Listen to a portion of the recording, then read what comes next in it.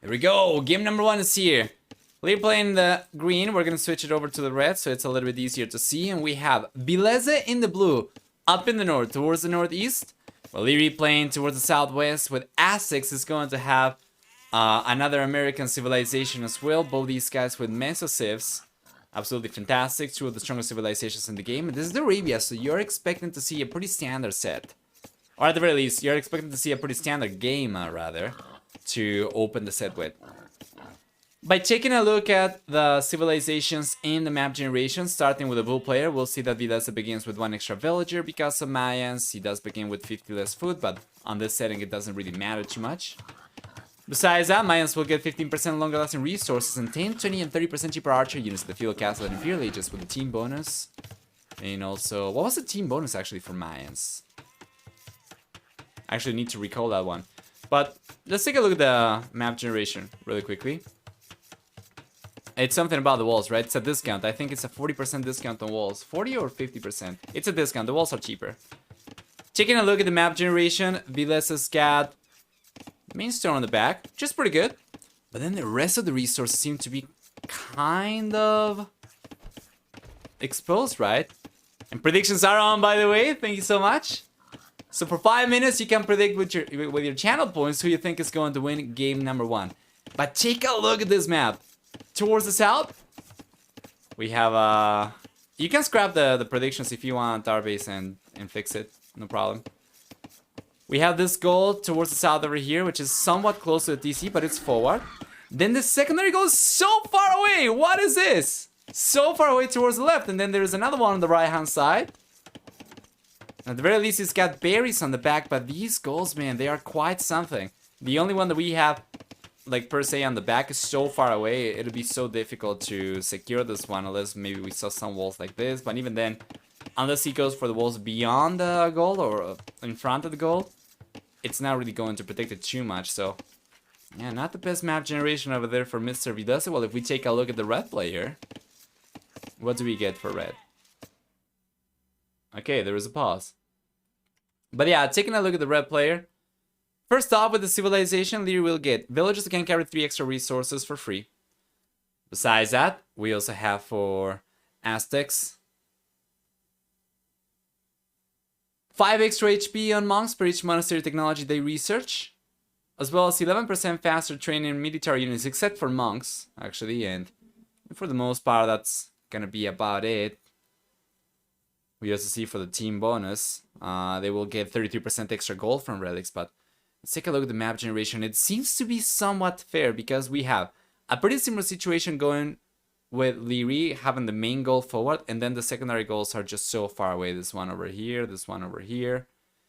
And then for stones, we have the main stone on the back, and then the secondary stone is towards the left-hand side, around there. Berries, unlike Vilese's map generation, are not on the back. Instead, they are going to be to the sides over here. And that's about it. But I do have to point out, though, the map generation over here should allow for pretty easy walls for Liereyy. If he goes for something like from here to here, and then here to here, he's completely walled off. Well, he's going for walls already around the berry, so I would imagine it's probably going to be something like this instead. But that'll be good.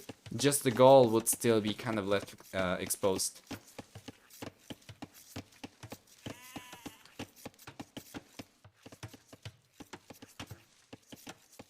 Barracks in the way for Villese is going up to the fuel H after Loom.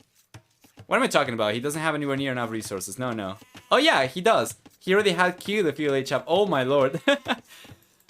Blind no over here. You see, yesterday, man, when I had the glasses on, he said I looked blind. And well, now I certainly look blind as well, even without a webcam. And Lierey's going up to the fuel H as well. Both these guys will be up at about the same time. There's only 1 second vital TC time for Villese, so it's not really going to represent a big difference. Barracks already up for Liereyy. He's going for militias already. So Villese seems to be waiting to go straight into archers, which he'll get 10% cheaper, while it's going to be men-at-arms archers from Liereyy. And this can make a big difference because if you go for archers, both players go for archers, we're going to see some skirmishers. If you're able to sustain or keep your men-at-arms alive, they can be a good meat shield. And also it's going to be faster to the aggression. because you'll be putting pressure against your opponent before you start going for archer, so the militias already can get some good damage done. I'd love to see the 4 villager from Liereyy too. We'll see a tower come up over here very soon.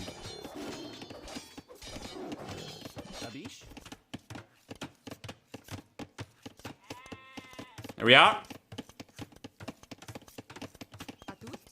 I'm in a meeting, so watching muted and seeing these arrows is pretty fun. Oh, nice. You cannot really find any damage though, Villese. Already went for the walls everywhere, and take a look at that tower though. This is so good. From the, oh my lord, that's a nasty, nasty tower. It's disgusting. It's a filthy one.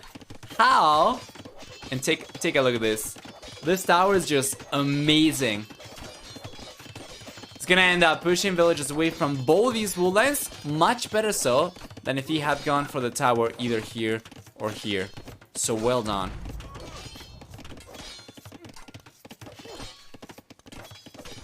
It's also calculated the exact perfect spot not to get spotted by Villese. So there is no reaction coming out from the bull player, and by the time he realizes about the tower, it's gonna be a little bit too late.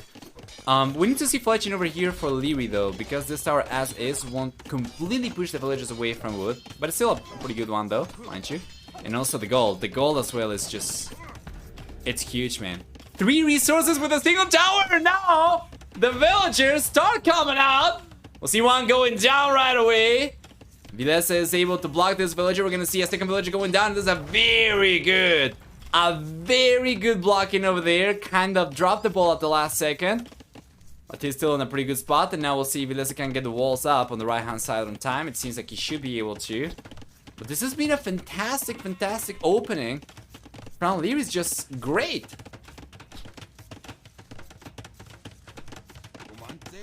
Villese stabilizes. He's going for fletching himself. These archers should be able to defend against the men-at-arms, and we'll need some skirmishes. And Lierey's been going for skirmishes already, and this is what we were expecting to see for sure. He's got 3 skirmishes moving forward already, so the men-at-arms will certainly come in clutch if Villese starts making a play for skirmishes himself too.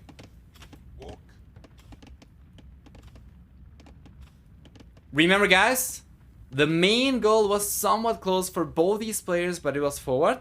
And now that this one is denied, the only goal that Vilese's got available is this one, which is kind of on the back, but it's so far away. We could potentially see a tower coming out from Liereyy, but Villese is going for a preemptive one over here to make it more difficult for the red player to get anything done over there. And so far, well, Villese has been able to hold on just fine. Overall population favors Liereyy, yes. Especially for military count. He's got fletching finally on the way. Villese is fine for the time being, so long as he doesn't take any additional damage. He shouldn't really fall behind too much, right? This is Mayans we're talking about. Civilization that can take a few punches and bounce back.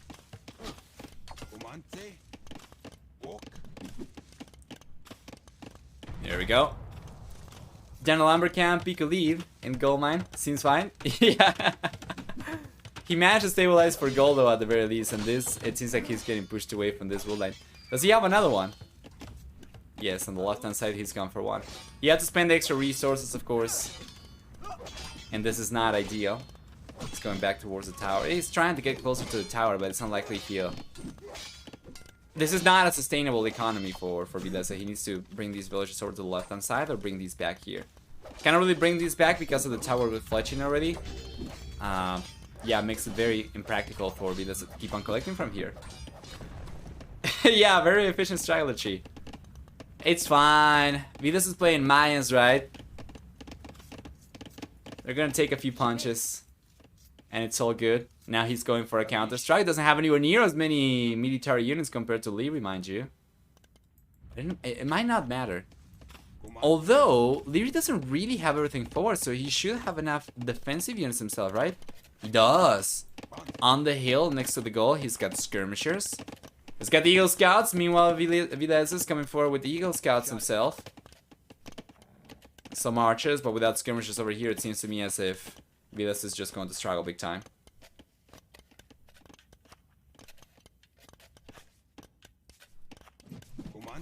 There we go.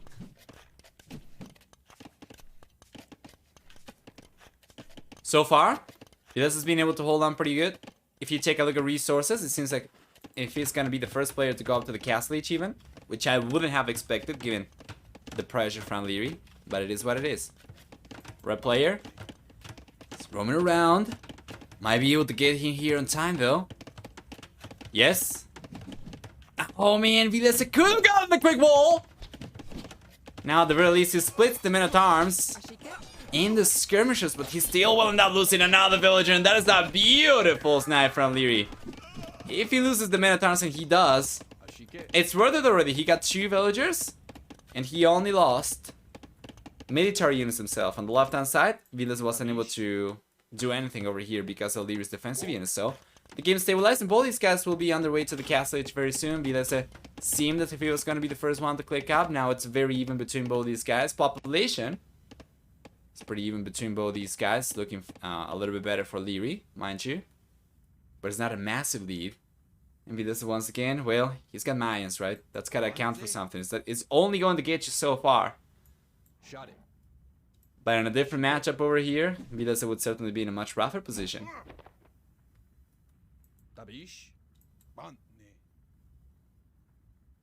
There we go. Castle Age should be on the way for Liereyy. Yes, sir. In Villese. Villese is going to the Castle Age after this villager counts out. Going up only 1 villager behind. Defensive tower for Villese. Populating it with towers as well. So this one is going down. Nice.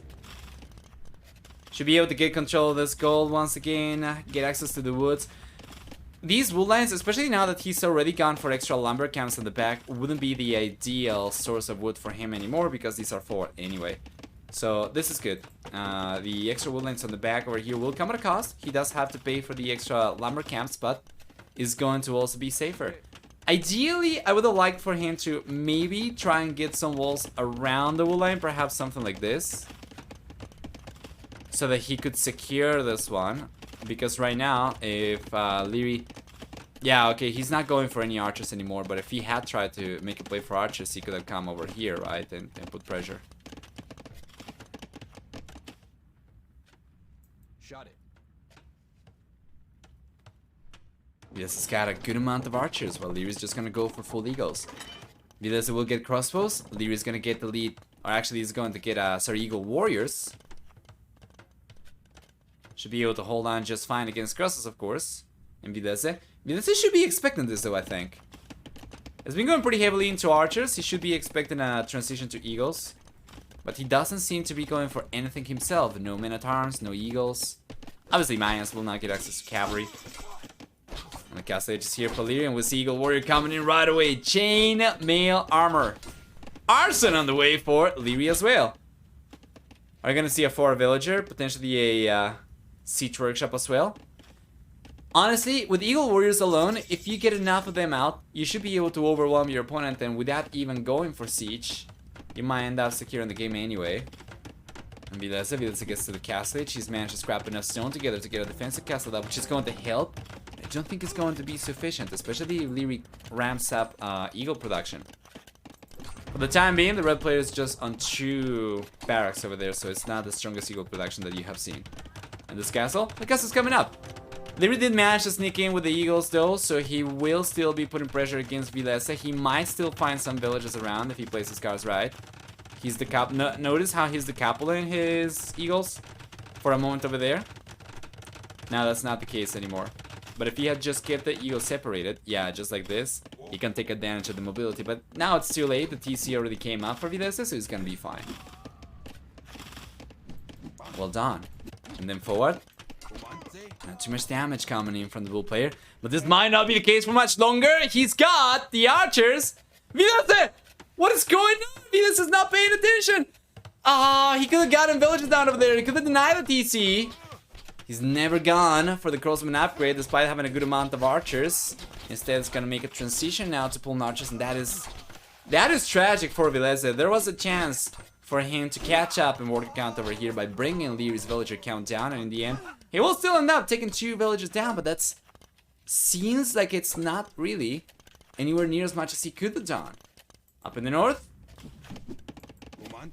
yeah, Lierey's just zoning Villese a little bit with the skirmishes over here, and the Eagle Warriors cannot do too much though.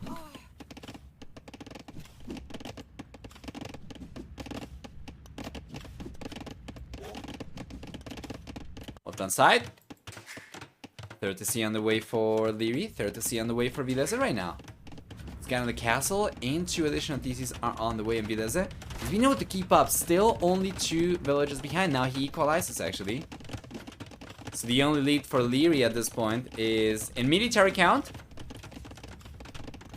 And that shouldn't really matter too much because of the defenses that Villese already has managed to get up.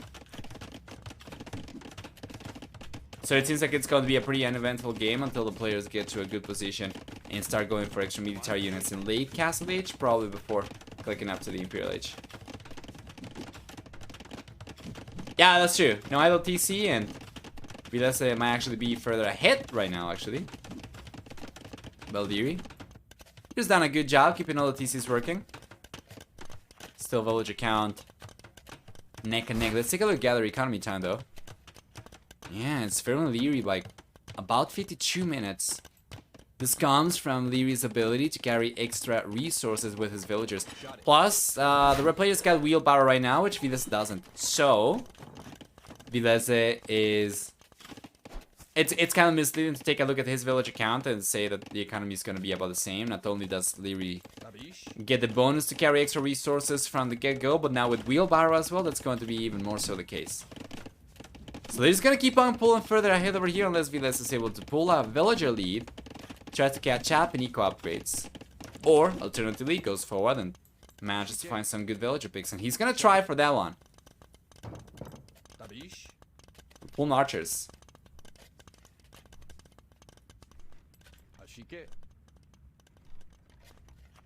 Shot it.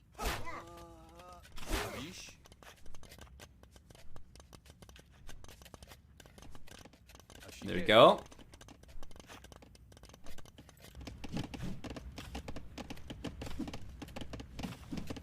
Yeah, the game has stabilized. Not too much action over here. Nobody's sending villagers to go for any siege workshops. Liereyy, he's got only 4 stone miners, so it's gonna take some time until he can get a castle up in Villese. Well, Villese, on the other hand, he's got Scorpion out, so he's just going to be playing defensive for the most part, and then the few pull archers he's got forward are unable to do too much of anything, so Lierey's going to stay ahead over here, and so long as Villese struggles to get a few villagers down over here, Lierey's most likely than not going to be the first player to even go up to the Imperial Age as well. If you check a look at his resources, he's got just so much more compared to Villese. If he used the market right now, for instance, he will be most likely on his way to the Imperial Age pretty soon. Villese, on the other hand, not so much. The defense with the castle. Nice. Scorpions over here as well. On the left hand side, we see double university coming out from Liereyy over here. Did he forget he had a university already on the way, or does he want to go for several things at the same time? I don't know. This is something that I usually see on purpose only when players are trying to catch up in upgrades. You want to go for ballistics, chemistry at the same time, for instance, perhaps something else. But this is not good. I have no idea why this is coming up from Liereyy. Double university strat. Yeah. And then on the right hand side, finally it seems like Villese will clean out Lierey's units. He should be able to anyway. He's going for it. Gotta be careful though. The map is going down to... Oh, Lord, come on. Dropping the ball over there a little bit from Villese. Should have been able to clean this up. Now in the end, he will still do it, but it's gonna take a little bit longer. 40C on the way for Villese. Got ballistics on the way. Wheelbarrow finally. Meanwhile, Lierey's been able to get enough resources to go out to the Imperial Age, and we were expecting this to be the case. Interestingly enough, if you take a look, Liereyy didn't even use the market at all. He had a strong enough economy to go out to the Imperial Age for a little bit if he had used the market. Instead, he just chose to wait for everything. Just chose to wait for the upgrades. Get architecture and chemistry quickly. That's the way to go, man. Oh my. And the Scorpion goes down. Lierey's just been able to sustain these units so well. Keep on putting pressure. Now the castle's coming out from Liereyy at the center. And Villese should be on his way to the Imperial Age very soon. He's gonna start making a play for Eagles. This is gonna be El Dorado, Elite Eagle Warriors for Villese, or at the very least that's what he's most likely aiming for, not necessarily what he's gonna get to. Liereyy, well, Lierey's getting the castle up already, so what do we expect to see? Trebuchets. He needs a trebuchet to take the castle down. Without a castle, Villese cannot keep on going for Plumed Archers. Blue players collecting stone quite heavily, but still does not have enough to go for the second one, so that means if he loses the one castle, that's gonna be the end of the line for Eagle Warriors. There's a very nice push though from Villese, trying to deny the castle. Might be able to get a lot of the villagers down over here, but will he be able to straight out deny the castle? He's gonna try. He's trailing the Plumed Archers for villages, and in the end, he's going to get pushed away from here, and the castle will come out from Liereyy, and he still has about 40 seconds before he gets to the Imperial Age, so this doesn't really change too much from Liereyy.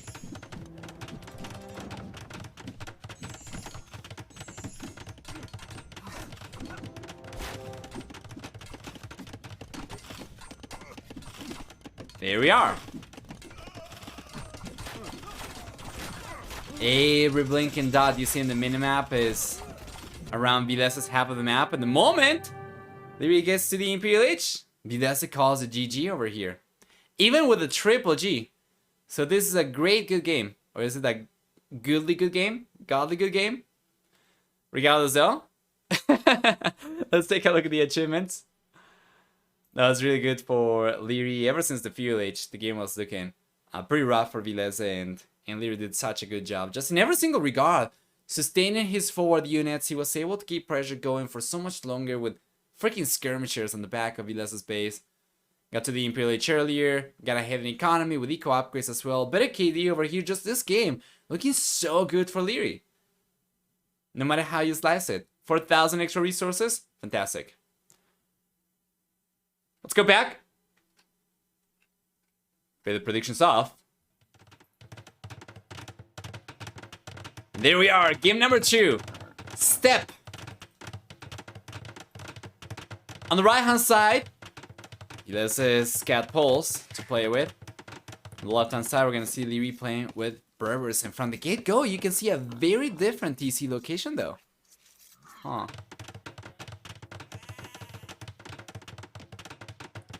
Why am I getting commercials in the middle of the stream? Yeah, well, that's unfortunately by design. But yes, that's the question then. Who here actually does get commercials and who here doesn't get commercials? And I'm talking about people who do not get commercials naturally as opposed to using ad blocks.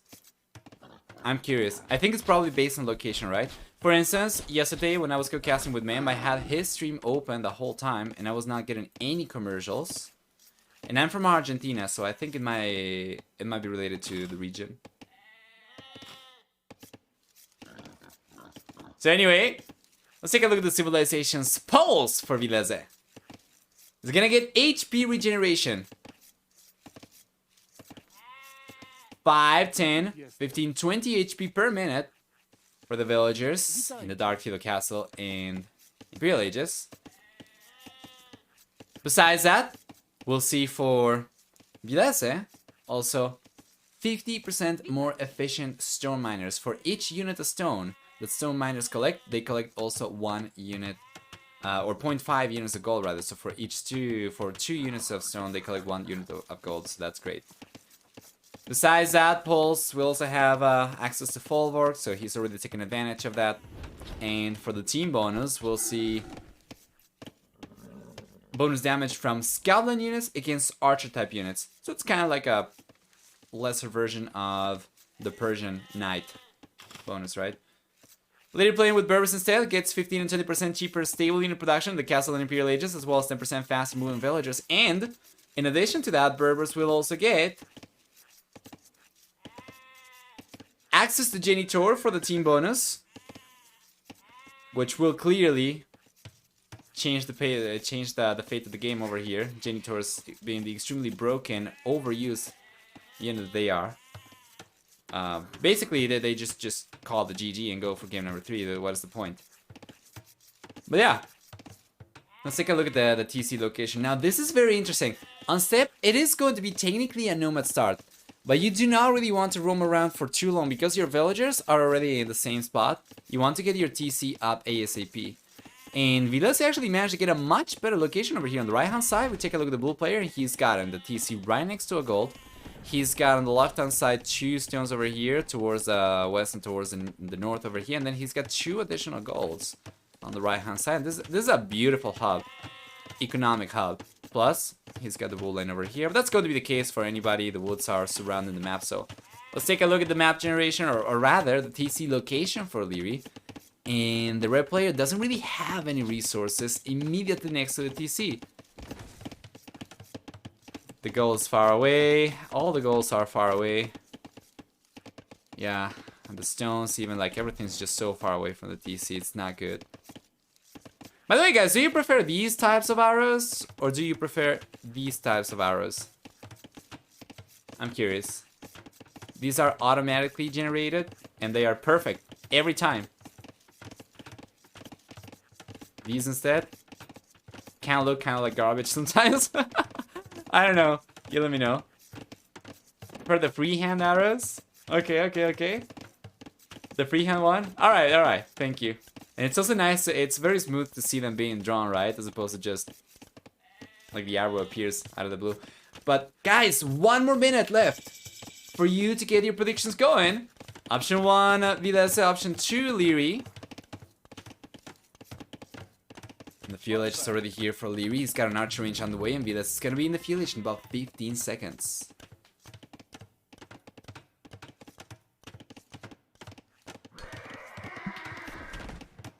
Militia's coming in from Villese. He's got some villages, so he's gonna try and trush. We talked about the bonuses, so it shouldn't surprise anyone to see a potential trush coming up from Villese. The villages regenerate HP, so it's a little bit easier to sustain these 4 villages without having to cycle them with fresher ones. And then the stone miners obviously will also be collecting gold per each pair of stone that they get. So it's good. And there we are. The archer range is forward from Villese as well. He's coming in. He's got a tower coming up. Liereyy should know about this already, and he knows. But will he be able to do anything about this, though? I don't see a reaction from Liereyy whatsoever. So it seems like he's just kind of dropping the ball over here, giving up in this area. If the tower comes up, villages will get pushed away from within. Yeah, Liereyy is not even trying over here to put a stop to this. He's just going to bail. And the men-at-arms, or militias rather, not even men-at-arms over here. Struggling a little bit for Villese. He's got only 2 left. Lost 1 to the archers. But he's got on the tower up and he does end up pushing the away. This is not necessarily great for Villese. He sent 4 villagers forward that are not collecting resources. Instead, these are spending resources to get a tower up. And Liereyy hadn't really committed too heavily over here. He went for the one lumber camp, right? But then he just goes for a different lumber camp elsewhere. And he's fine. And Villese needs to get a little bit more damage with the 4 villages, in my opinion, for that to be worth it. Otherwise, the villagers are just kind of dead way over here. So that's why I like to see him go for the deer. So at the very least, he collects some resources. But yeah, he still, in my opinion, needs to do a little bit more damage. We'll see.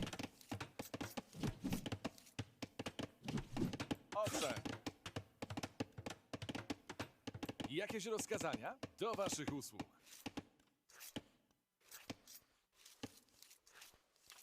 Jakieś rozkazania?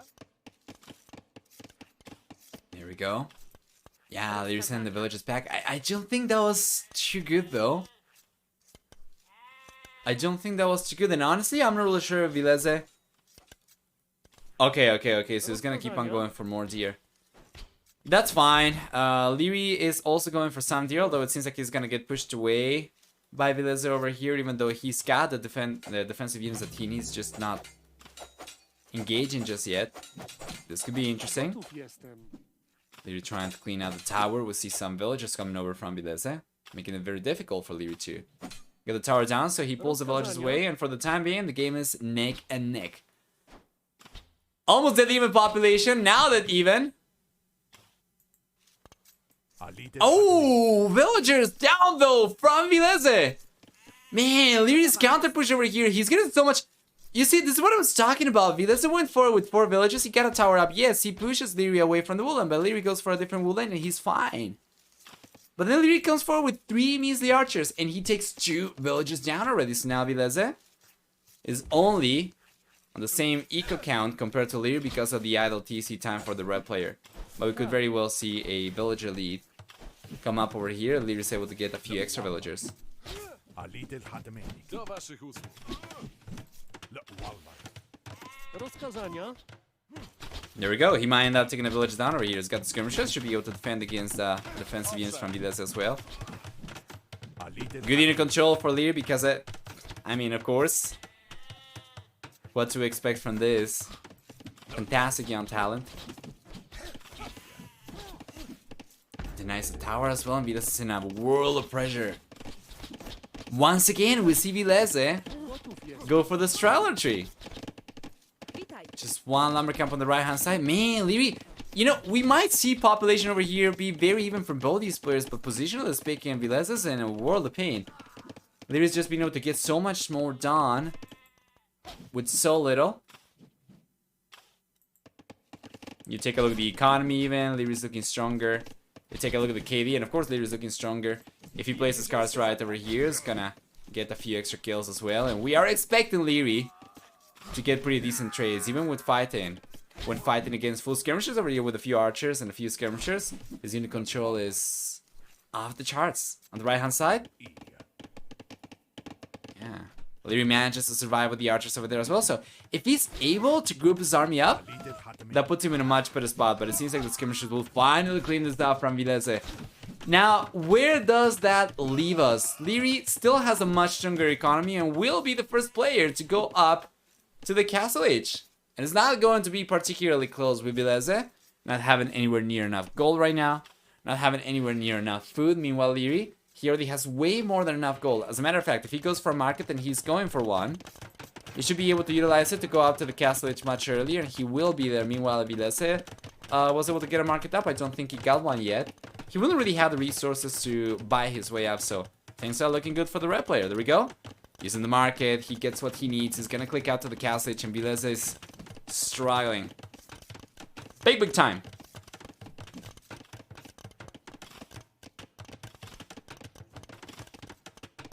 I suppose there is a chance to sell stone to get up as well, and folwark stuff. Yeah, the folwark certainly works. He got another one over here.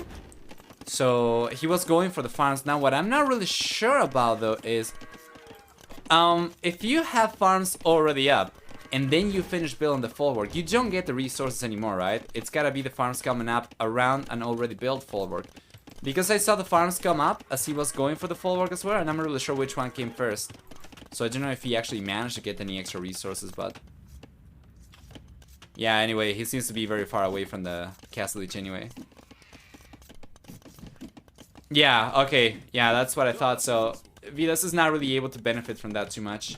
If he got a market, he would still be able to go up. Now he's got a good amount of stones, some wood over there that he could potentially sell, but I don't think he's got a market, and he doesn't have the resources to go for a market, so he's just gonna have to wait and organically click up, which means he's gonna float a few resources. And Liereyy? Well, Lierey's only 45 seconds from the Castle Age, while Villese only about 30 seconds from clicking up, so it's gonna be pretty one-sided for Liereyy. He's got the second archer range coming up as well now, and he's collecting some stones. So the plan over here is that he's gonna go for crossbows, and then whatever upgrades he goes for, he's gonna be able to utilize for camel archers once he gets a castle up. And if he can get some good center control over here with the crossbows, he might be able to go for a forward castle as well once he gets the resources. You can place it on the same time though, but you gotta finish farms after, I believe. Yeah, that's correct. So if you have the foundations, like, it doesn't matter even if the farm foundation comes up first before the folwark foundation, so long as the folwark finishes building earlier, right? Anyway, here comes Liereyy. He's got the crossman upgrade. We saw him do so much damage with a few archers and a few skirmishers. You just gotta wonder, what will Liereyy do? With 9 crossbows over here, 10 total. He's got only 9 forward in the 4 siege workshop. Meanwhile, Villese, yeah, Villese is going up to the castle. It's gonna be there in 1 minute about. By the looks of it, might get enough resources to get a defensive castle up, so that's gonna help a little bit. But Liereyy still has a little bit of extra time to keep on roaming around and potentially find some exposed economy, and Villese Villese does have some exposed economy, mainly down the south. But the towers are here, so they will provide some protection as well. So I guess it's not really quite as exposed as I was referring to, for the most part.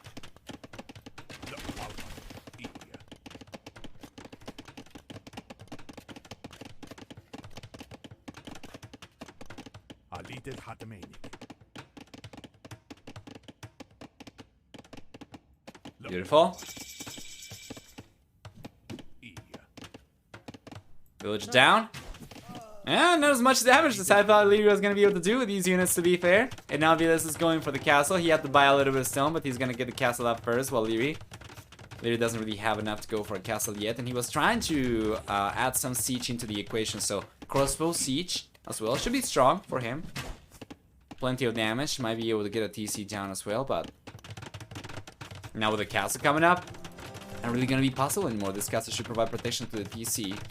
Unfortunately, not so much to the farms though, so I think if Liereyy puts pressure from the south over here, if he comes over around this area, right, he could potentially get the forward down.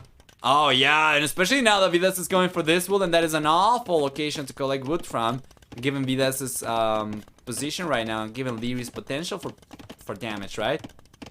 So with the siege coming up this way, should be able to push the lumberjacks away, take the forward down, push the farmers away as well, but he was not really going for it though.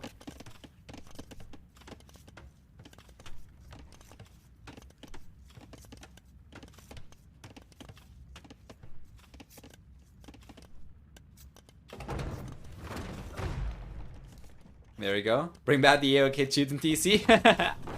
It had the extra range, right? It had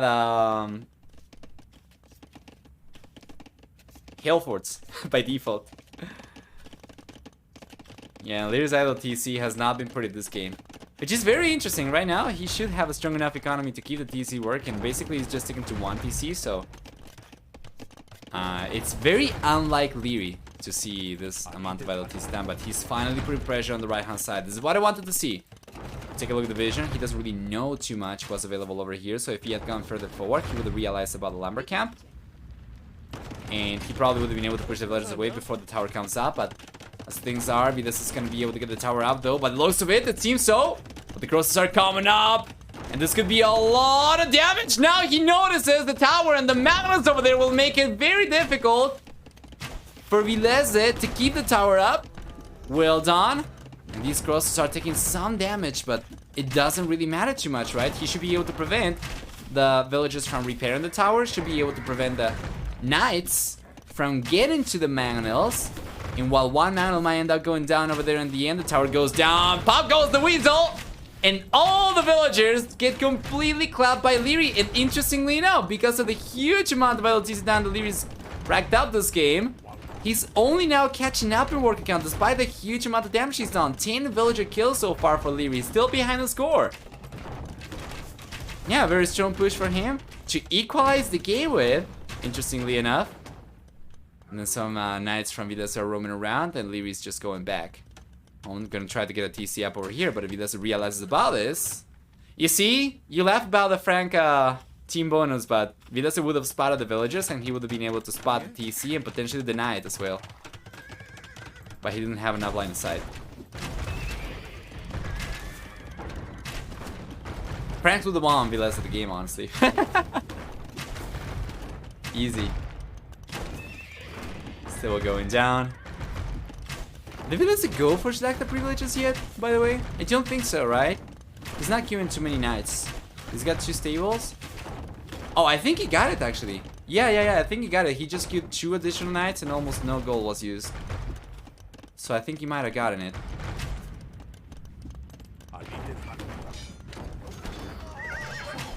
Nice. He got it. Yes. Thank you. Yeah, but this is just not strong enough from Villese, is it? Very good unit control from Liereyy as well. Ends up losing the mountains for sure, but ends up getting a bunch of these knights down. Regardless, so long as Villese can get his food economy back up to snuff, he should be able to take advantage of Slack the privileges and start overwhelming Lierey's military. The problem is that after losing the full work over here, getting pushed away from these farms, that's a few hundred resources that he's gonna have to... Yeah, there we go. reinvest into getting the same economy up and running, so that's not ideal. Meanwhile, Lierey's still behind in economy, mind you. But it's gonna be fine, right? That's gonna be the 4th TC coming up, and he's got a castle on the way as well. So long as Lierey's able to defend over here, eventually he's gonna be able to catch up in work account and potentially pull ahead.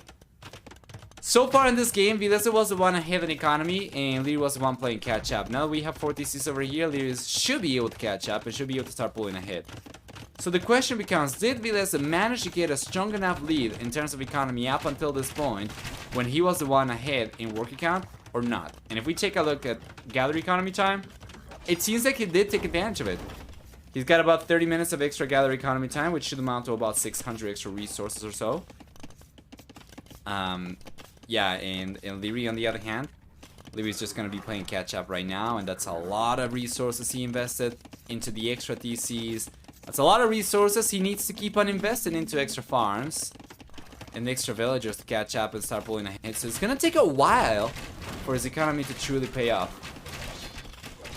And in the meantime, he's gonna be the one playing defensive, so Vilese's got a good chance over here, guys. Vilese's got a good chance if he can once again get his food economy in good shape once again.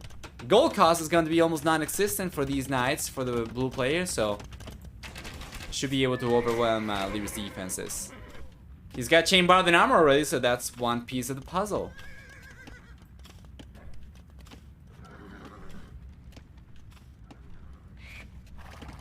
Extra TC's coming out for Villese right now. It's going to be the 3rd one, so at the very least that should prevent Liereyy from catching up quite as quickly.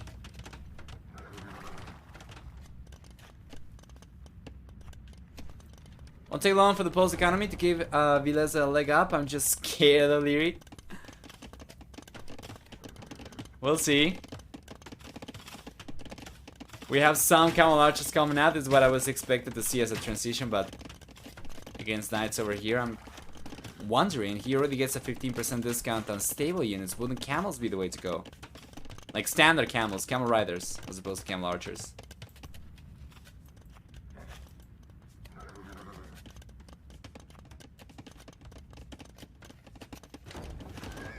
There we are. Love to see this from Villese, putting pressure up in the north and down the south at the same time. He's paying attention up in the north. Did he pay attention down south? He did. Garrison the TC still ended up losing a villager over there. Yeah, and in the end ends up cleaning up the push from Villese on the right hand side. It's interesting. The bull player is just gonna play over here for economy as opposed to going for a strong push. Given the position of the players, I would have expected Villese to try and make a play for full push over here and just try to suppress Liereyy. But he's gonna play for the longer game by the looks of it. And Liereyy, once he gets to the Imperial Age, he's gonna get an increment in the discount that he gets for stable units, right? It's going to be 20% cheaper as opposed to 15% cheaper.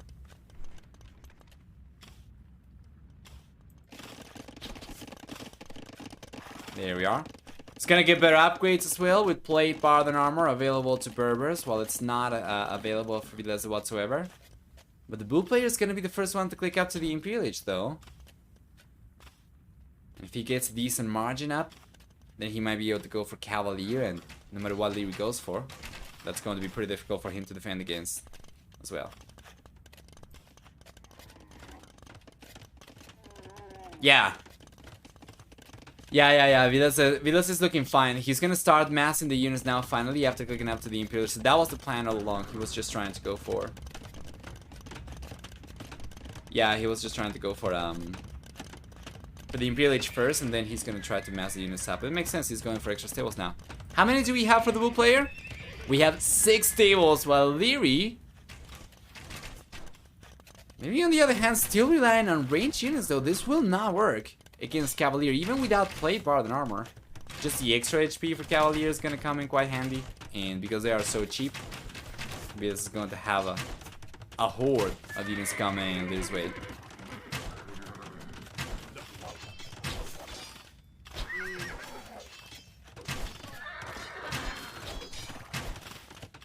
There we are. Camel archers should be good. Well, he's got a second castle on the way, so that'll double up his production potential, so that will help for sure, but I still think Villese should be able to overwhelm this. without too many issues.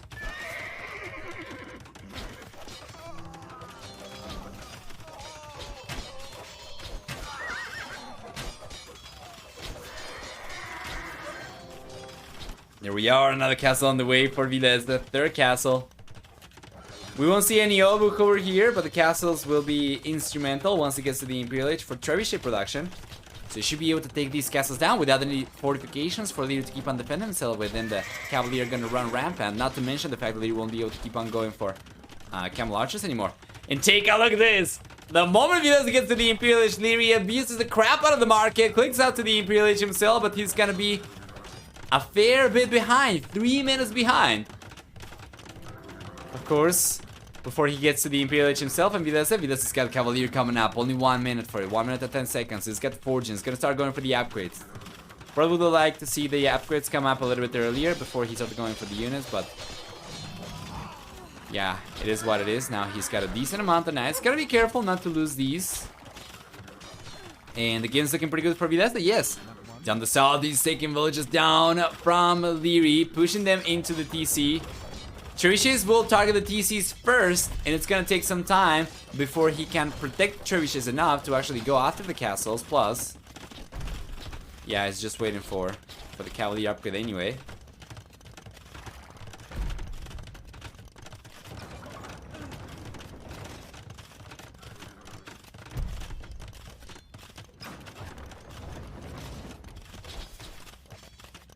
There we go.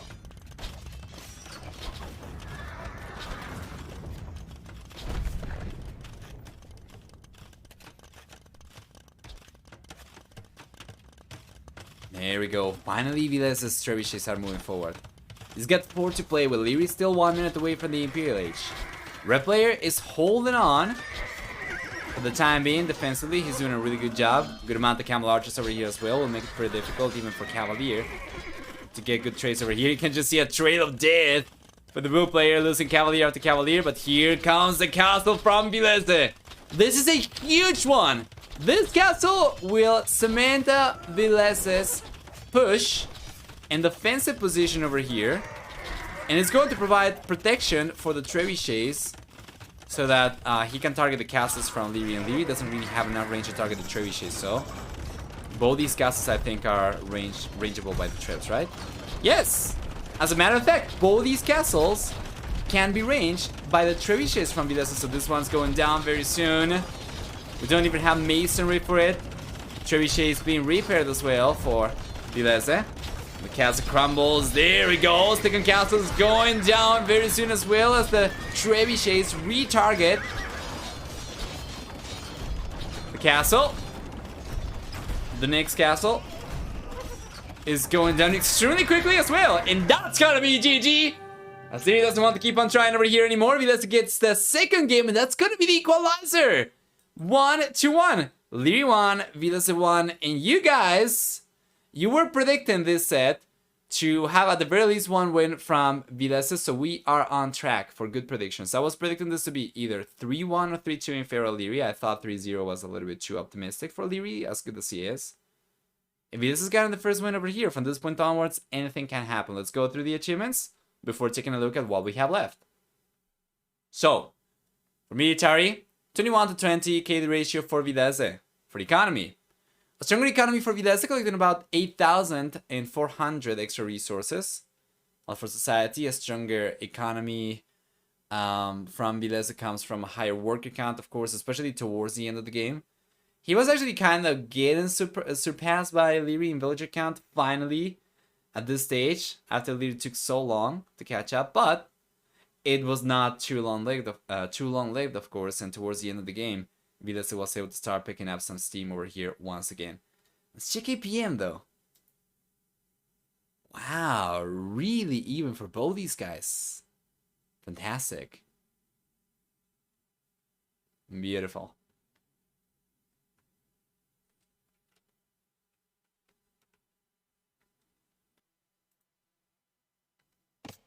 And there we are in game number 3.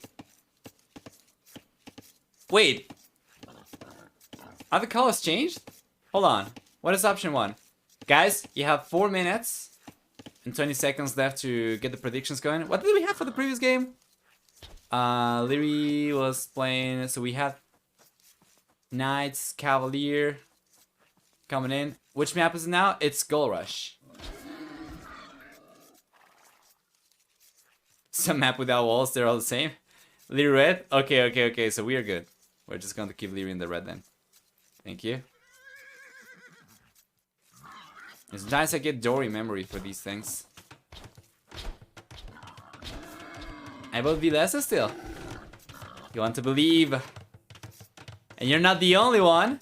Villese is actually getting a fair amount of points over here, although I'm not really sure if it's by more than one individual. Regardless, Villese with Burgundians will get a food discount on eco upgrades, as well as access to eco upgrades 1 inch earlier, as well as a 50% discount on stable upgrades, access to the Cavalier upgrade in the Castle Age, and 25% higher attack on gunpowder units now, or higher damage rather. For the team bonus, they get relics that generate food in addition to gold. Liereyy playing with Britons instead will get a 50% discount, wood discount on TC starting in the Castle Age, as well as 1 and 2 extra range of foot archer units in the Castle and Imperial Ages. Except for skirmishers. Besides that, the foragers work a little bit, the shepherds work a little bit faster, and then for the team bonus, they're gonna have 20% faster working archer ranges. Oh, it's all your points! I see. There's still about 2 minutes and a half for people to get the prediction going, so... Yeah, I see some people going for Villese as an option over here as well, so you're not going to be alone anymore, although the majority of the bones are going to be from you, it seems. Fantastic. And yeah, let's take a look at the map generation now that we talked about the civilizations already. So starting with the wool player, we get first off 2 goals right next to the TCs. These are pretty standard. Stone forward. It's going to be, by the looks of it, just taking a look at the minimap, it's going to be probably similar for the red player too. We could see some walls over here. Wouldn't be too difficult for him to completely wall himself up. Ideally, he wants to go for something over here as well, if he's going to go for something like that, so that he's completely walled up. Forgot to signal this one as well, so we have 4 resources, 2 stones, 2 golds. And taking a look up in the north, I am liking Lierey's position over here better, mainly because it's closer to the corner. So while it might be a pretty similar situation for the players over here in terms of available minerals, Liereyy would be able to go for some walls like this. And he'd be completely walled off. And he can just use the 1 villager on the right hand side to get all of this up. He doesn't need to hurry. And that's going to secure all of this wool line. It's going to secure all of this wool line as well. This wool line too. Right? That'll be amazing. And then there's one in the corner over here that he will be able to secure as well. So overall, I'm liking Lierey's map quite a bit more, and it's mainly a matter of just spawning a little bit closer to the corner.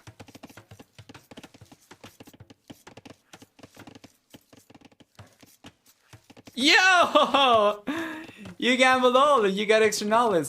There are 2 currencies in the channel, or point systems rather. There is Noblins, which are from stream elements, and there is Bones. There are Bones, which are from Twitch's native point system. So you can gamble with Noblins. You cannot do that with channel points. You need to play the prediction contest. Wow, everybody is winning today with the Noblins. That usually doesn't really happen. I don't really remember what the win rate was supposed to be for Noblins gambling. I think it was like 33% or something.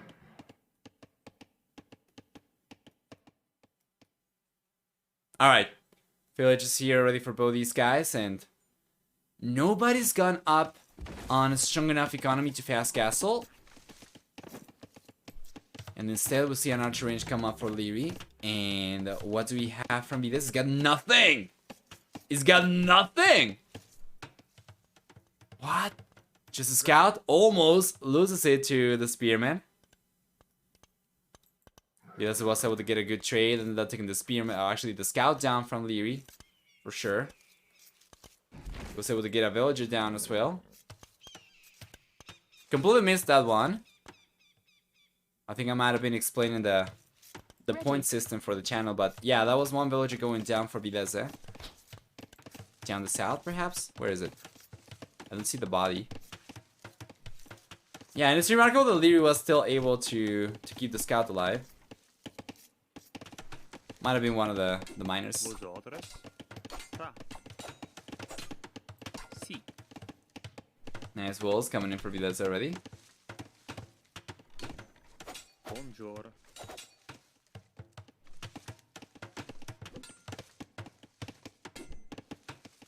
Yeah, I guess Villese will try to rush the castle age, but I'm really sure I would call this a fast castle necessarily.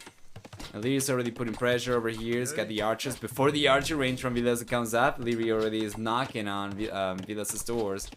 Tá. Yeah, with the archers, and this is beautiful. Take a look at that. He delayed this archer range by so much. Could potentially destroy this. Wouldn't really take too long. But he's roaming around to try and find some extra exposed villages over here. He will find some. Around the berries, actually, these villages are trapped. Vosotros? Fletch is coming out for Liereyy. An instant reaction from Villese. Building the palisades and pulling the villages away.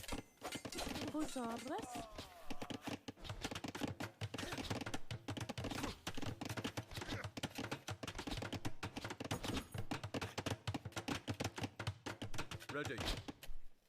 Buongiorno. So far, so good. He's got a nice military lead. He's gonna keep on going for more archers. Right now, he's sticking to one archer ranger only, so his production is not particularly strong. But his base is beautiful. And he's almost completely walled off. He just needs to send one village over to the right-hand side and connect to the edge of the map, and that's going to be the walls that we were talking about earlier. Gotowy. And Villese went kind of for the walls we were talking about earlier as well, but of course he's not really protecting anywhere near as much surface areas, not protecting anywhere near as many resources as Liereyy. And interestingly enough, despite the fact that Villese was much later to military production, he struggled to keep up with the economy, and Lierey's gonna be the first player going up to the castle age by the looks of it. Wow!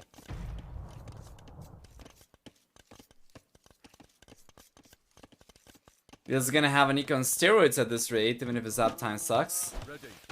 Technically, Burgundians should be pretty good because of all of this, right? He's got Boso and Heavy Plow already in the village, which is just not something available to Liereyy right now. But if Liereyy gets up fast enough, and if he gets a strong enough lead to the castle age compared to Villese, he could go for extra TCs and compensate for that. He gets a discount for the TCs.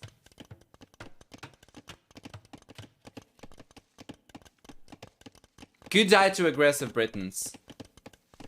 The economy from Villese could die to aggressive Britons. So they're just going after the castle age. And what to expect? Well, Villese is not really doing much of anything, and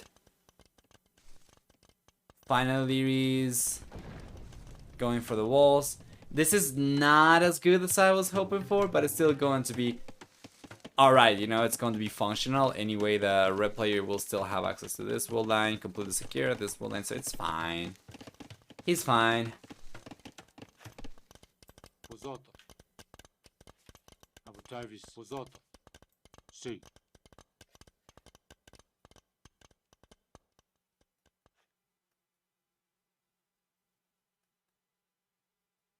Question is, how much time does Liereyy have to set up his aggression? Well, he's got a good amount of archers, so once he gets close to the castle age, he's probably going to start going forward already, and then once he gets to the castle age, of course, we're going to see the upgrades come up. By the time he's got it, he should be already knocking on Villese's doors. Ideally, I would like for Liereyy to also send a villager forward, maybe try and get a siege workshop up, but it's really going to depend on what the priorities are, because Liereyy could potentially just try to make a play for economy over here and just take advantage of the fact that he's earlier to the castle age to try and get a hidden villager count. Mandatum. The adult TC times for Liereyy this series have been quite something though. 34 seconds already. Ready. It's just another day for a lower elo player, of course, but Liereyy. at this level, you're probably expecting a little bit better from Liereyy. There we go, he gets to the castle age, crossman upgrade, blocking arrow, the units are already forward. We might see a village go down over here too from Villese. The instant reaction from the blue player. Ready. He's roaming around still. You know, with crossbows, it's not gonna take too long for him to breach through the palisade, so he's going after it. Yeah. He can't really come in though because of the house over here from Villese. If he were to dive in, he would end up losing several of these crossbows. And then on the right hand side, we have a house wall for Villese, so it doesn't seem as if Liereyy will be able to come in anytime soon without actually diving in. So what do we get? We see the crossbows breaching through the palisade, coming up, denying some farming. Some foraging over here. And that seems to be about it. Meanwhile, Villese's been collecting stone. Is gonna go for a castle. And Lierey's got a second TC coming up, and this is what I wanted to see. This is what I was expecting to see as well from Liereyy. If he goes for extra TCs right now, the fact that he's the first player to the castle stage, the fact that he's the first player getting a TC app should guarantee him getting ahead in economy for sure. And Villese is not really going for any of that himself just yet. Cast is gonna be good, yes. We could see Tia, that's going to be a very strong unit against archers, but no extra TCs. Just gonna be relying on his stronger eco upgrades to stay ahead in economy over here while Liereyy instead is gonna start pulling a very substantial villager lead very soon. Mandatum?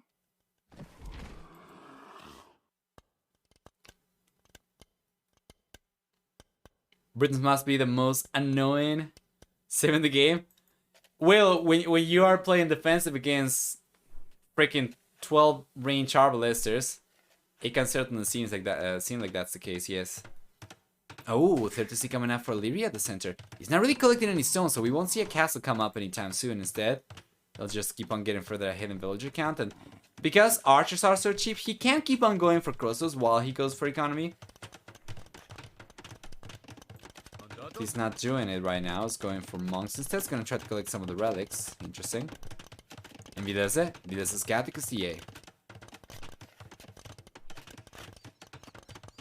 Yay. Mandatum.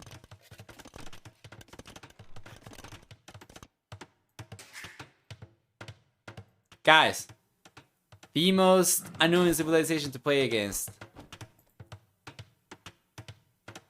is quite clearly not any of those civilizations you're talking about.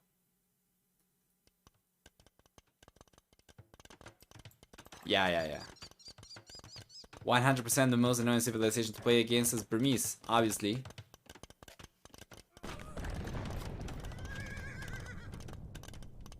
The release humans? Oh boy. Or the Forgotten release Indians as well. Well, although we kind of have that now with Hindustanis anyway. How long are we streaming today? As long as the series go. We have 4 series, this one being the second one. Which means we are most likely not going to get an 8+ hour stream, probably more like 9 hours I would say. We are close to 4 hours into the stream and this is just game number 3. So we need 4 games for the series at the very least. That means that it's going to be a rate of over 2 hours per series, which means most likely not more than 8 hours. And if we get a full series over here and then for the next 2 as well, then that's going to extend probably into 10 hours perhaps, I would think. Yeah. Hindustans are more broken than OG Indians. Weren't the Imperial Camels originally much stronger than they are now? Now they attack faster too. But in the past they had also... What was it? Halberdier. There we go.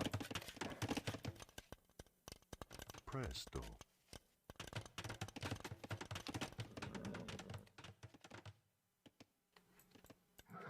Oh, the extra pierce armor. True. It was extra pierce armor. So they had Halberdier, they had extra pierce armor. Right. Completely forgot about the Indian bonus over there. So they had faster working fishermen. They could carry extra fish. I think that got nerfed eventually, so they would collect faster, but they wouldn't carry any extra, right? And or the other way around. I don't remember anymore. And then they removed the extra. They removed a lot of things from Indians to make them bearable. Now Hindustanis, it seems to me like it's probably in for a nerf as well. It's proven to be extremely strong. You didn't need Halberdier if you're already kicking the enemy in the teeth? Yeah, true. it's fair. When you have Imperial Camels that can actually take on enemy halberdier, you probably do not really care about your trash units too much. They used to have Arbalest as well. That's what I was thinking as well, but I wasn't really sure.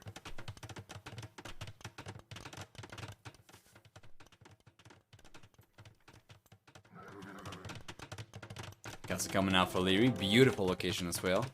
On top of the hill. We'll see the conversions coming out. Lierey's defenses are looking great. 5 monks over there. 27 crossbows with a hill advantage.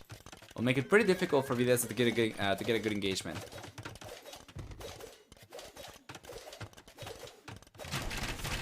And here comes the bull player. Lierey's going for the conversions now.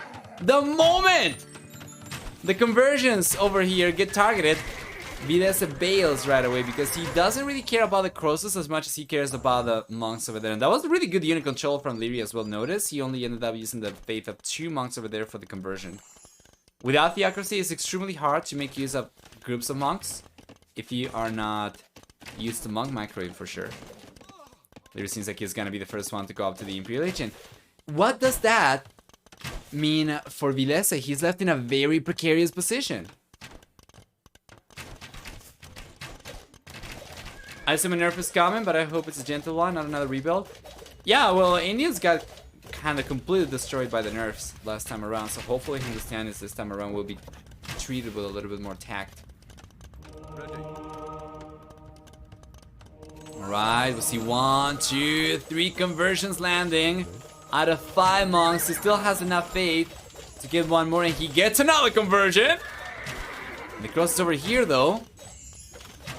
Still struggling against the Couturier, and the castles providing some protection, but Liereyy, in saving resources to go up to the Imperial Age, did not go for quite as many military units anymore, so Villese is able to get a pretty decent trade over there, although in the end he will end up getting pushed away anyway. I think it might have been very good for Villese still. If you take a look at the KD, that kind of makes it somewhat even in terms of cost effectiveness. But Liereyy is still much faster to the Imperial Age. With a hill advantage over there, it's going to be very hard for Liereyy to lose control of this, because Villese is going to be fighting uphill. And we talked about this before. There were a few iterations of Gold Rush that we have seen since DE came out. My favorite one was the version of Gold Rush that had the same elevation for the center hill as the elevation from the outer ridge.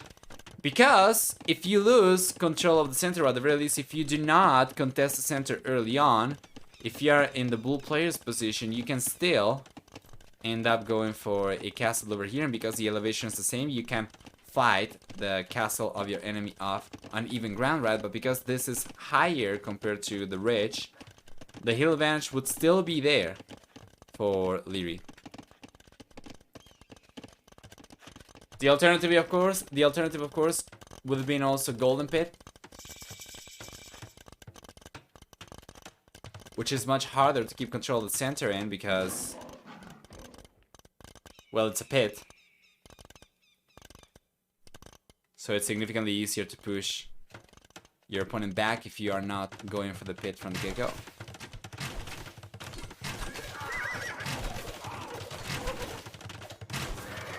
Yeah, he's not going for any monks, going for Arbalesters instead of Villese. Right now, he's sticking to Couturier for the most part, up in the north. He's got the raid coming up over there, but unable to achieve much of anything. And so far, he's looking great. He's got conscription coming up. He knows about the castle, so we should see trebuchets. There we go. Come up.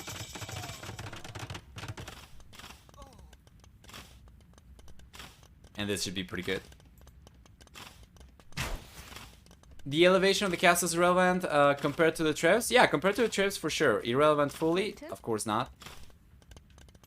Especially if you get castles to the very edge over here. But we'll see. There we go. Trebuchet is coming out now for Liereyy. And with 2 castles, it's going for double trebuchet production already.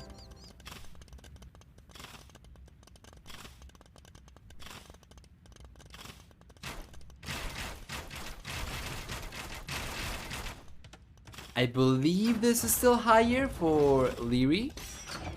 Let's see. Yeah. You take a look at this and it's not dealing anywhere near as much damage, so this is working pretty well for Liereyy. Chemistry's coming out right now, and the walls from Liereyy keep the trebuchets alive. Wow. Oh, the one trebuchet over here. That was a good attempt from Villese, but beautiful quick walls from Liereyy. Fantastic. And this castle's taking a lot more damage. So guys,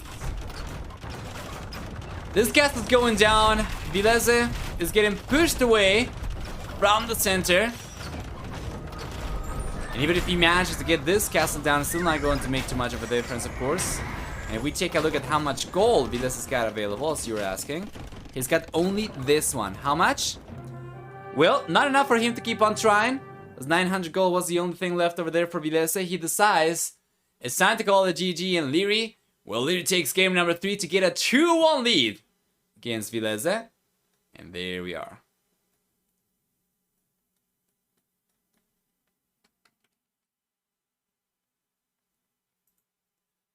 For military, we get a better than 1-to-1 kill ratio for Villese. It's going to be about 11 to 10.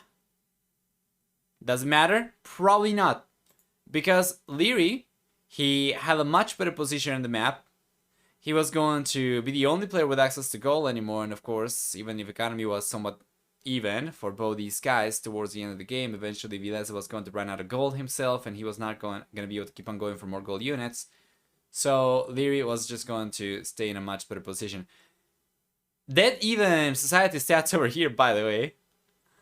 We'll see the same villager max count, the same villager losses with a max and current count of 117 and 113 for both these guys, losing 4 villagers throughout the game. And for, yeah, the castle max count is the same. Like, it's basically dead even over here, just the fact that he just ended up losing one of the castles, so that gives Liereyy a higher current castle count over here.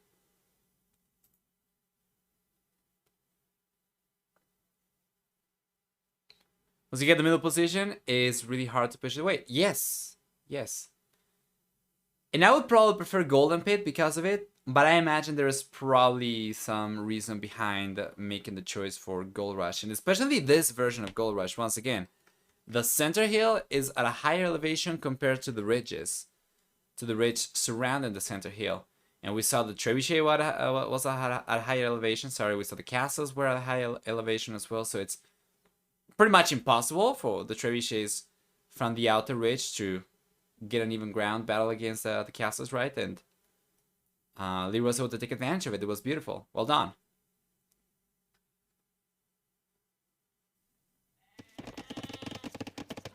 It's just that sometimes the countdown goes down to 0 and the game takes so long to load. I'm not really sure if it's because one of the players took some time to connect or what.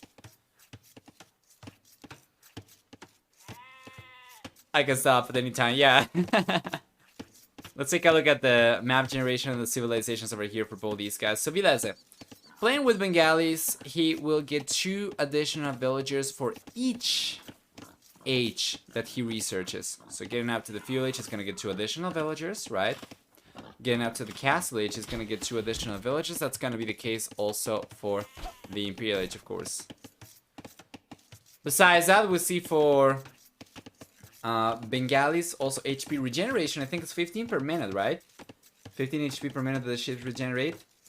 Monks get +3 armor, so that's gonna be very interesting to see on this map, of course, especially when the players go out and about to try and collect some of the relics. And then finally, Elephantinos receive 25% less bonus damage and have some conversion resistance as well. Team bonus, on the other hand, is going to be for team games, as it involves trade units. And for Liereyy instead, playing with Burmese means that he gets a 50% discount on monastery upgrades. He gets no... He gets the lumber camp upgrades for free, right? And what am I missing over here? I'm gonna take a look at the texture. I don't want to spend too much time thinking about it. I'm going to remember it, but it's gonna take some time, so let's just get that out of the way. Monastery technologies, 50% cheaper, yes. Battle elephants +1/+1 armor, yes. Infantry +1 attack per... Oh, yeah. The infantry +1 attack per age, for sure. Well, for the team bonus, Burmese also get the relics visible on the map from the get-go, so it's a very interesting one. One player knows the relics from the get-go, the other player is going to have stronger monks. I think this team bonus for Liereyy doesn't really matter too much because the players oftentimes just in the village already go out with scouts and start putting pressure, so or start getting some map control and scouting information in, so it doesn't really matter. In the end, both players will know where all the relics are, and this doesn't really come to play. Predictions? Let's go for the predictions 1 second. Alright. So who wins game number 4? Option 1 is gonna be Villese. Option 2 is gonna be Liereyy. The predictions are on for 5 minutes, so go nuts. Meanwhile, we can take a look at the map generation, starting with Villese. Blue player here, he's got a... the main goal is forward, is very exposed. I think the red player should be able to spot the gold over there if he ends up going this direction, right? Especially in the castle age. I think he already gets enough vision to spot this. Meanwhile, the blue player, he's got a secondary goal on the back, which is good. This one is going to be secure no matter what. And then the extra resources, we have the stone outside the walls, we have the gold outside the walls over here. This is just standard. And the stone over here is kind of forward, so this is kind of bad. I'm not really sure if this stone actually has or is close enough to the walls to potentially get spotted in the castle age. And as we always say, just, you know, putting this out there, and not necessarily what we are going to see, but just for the sake of speculation, by getting vision of both the gold and the stone over here, we could potentially see a forward castle if Liereyy was to go for one over here around this area, which would be good for him to deny 3 resources, which would be fantastic. And taking a look at Lierey's map generation instead, what do we get for the red player? Well, we're gonna have, first off, secondary goal on the back. The main goal is facing the walls for sure, but this is not too bad, and this one is definitely too far from the walls for Vilese's scout to spot it.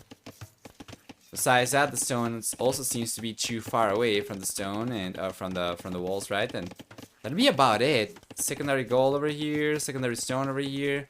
They're just standard, and overall, I think I'm liking Villese. I think I'm liking Lierey's map a little bit better. And we'll see if in the end these things come to play or not. Villese. There we are. He's getting the fuel age over here already in Liereyy. Well, Liereyy is already in the fuel age. He should be the first player to go up to the castle age by quite a bit.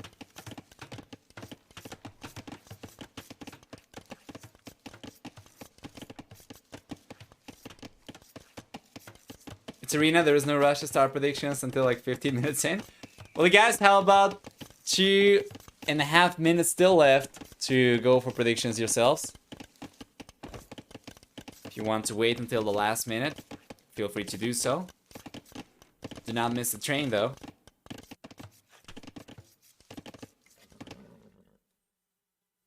Okay, there we go. So he's starting to try. He is gonna try to scout alongside the walls, right? But that is not enough vision.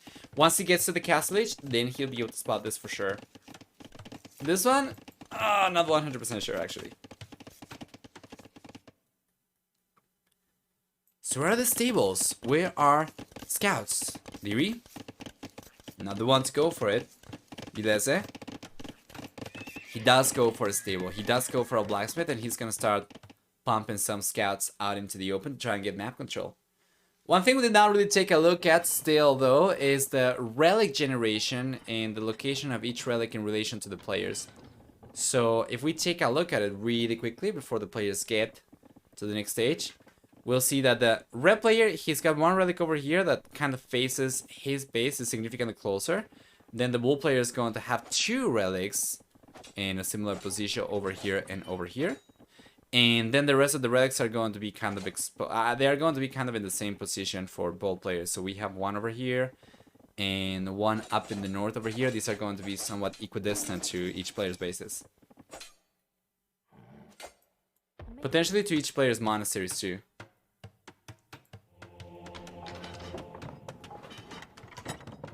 I bet 10 points on Villese. I have done my part. Alright.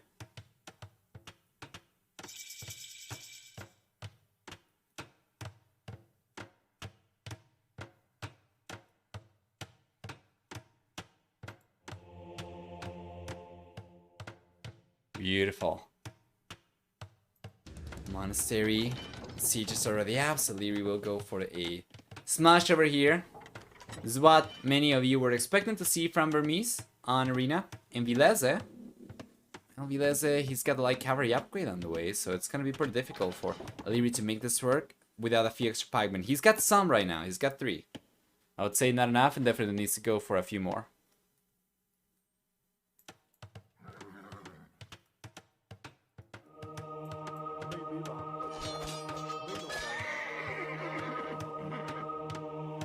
Here we are. Oh, nice conversion. It was kind of protected over here by the quick walls. Well done from Liereyy. And now the pikeman trying to get the... Oh, like already down. Couldn't do it on time. In the end, the monk goes down. But, of course, that's the first of many. And Lierey's going for more now. He's got a second monastery on the way. Huge. With a 50% discount on monastery upgrades, Liereyy will save resources by going for the upgrades that he needs to keep the smash going. Namely, Atonement, if Villese is gonna commit to monks himself. Redemption, potentially, as well. Sanctity. And you name it. Fervor. All these good things.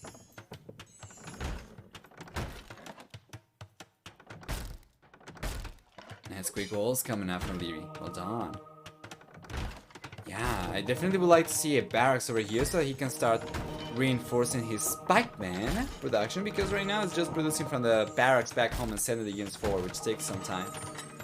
Atonement's coming up. There we go. The conversion comes up though from the red player. It's gonna collect the first relic.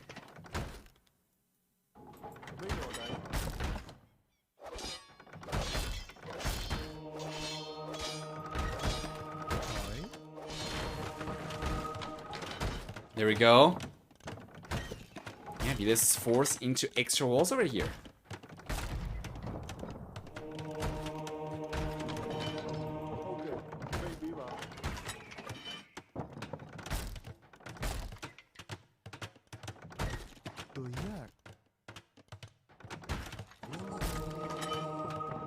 Here you are.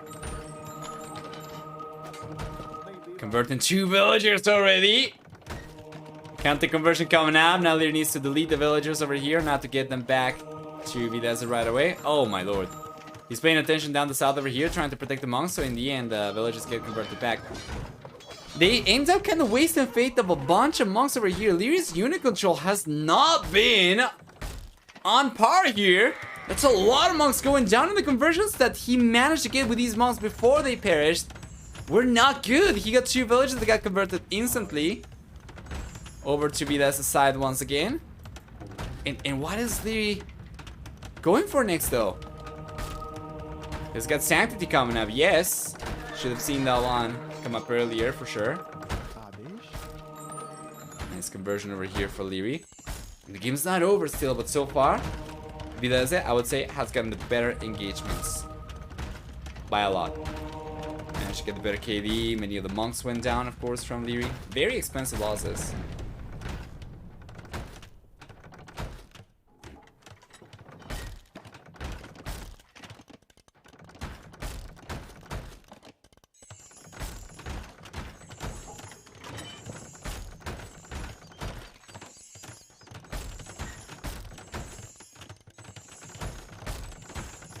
Here you are.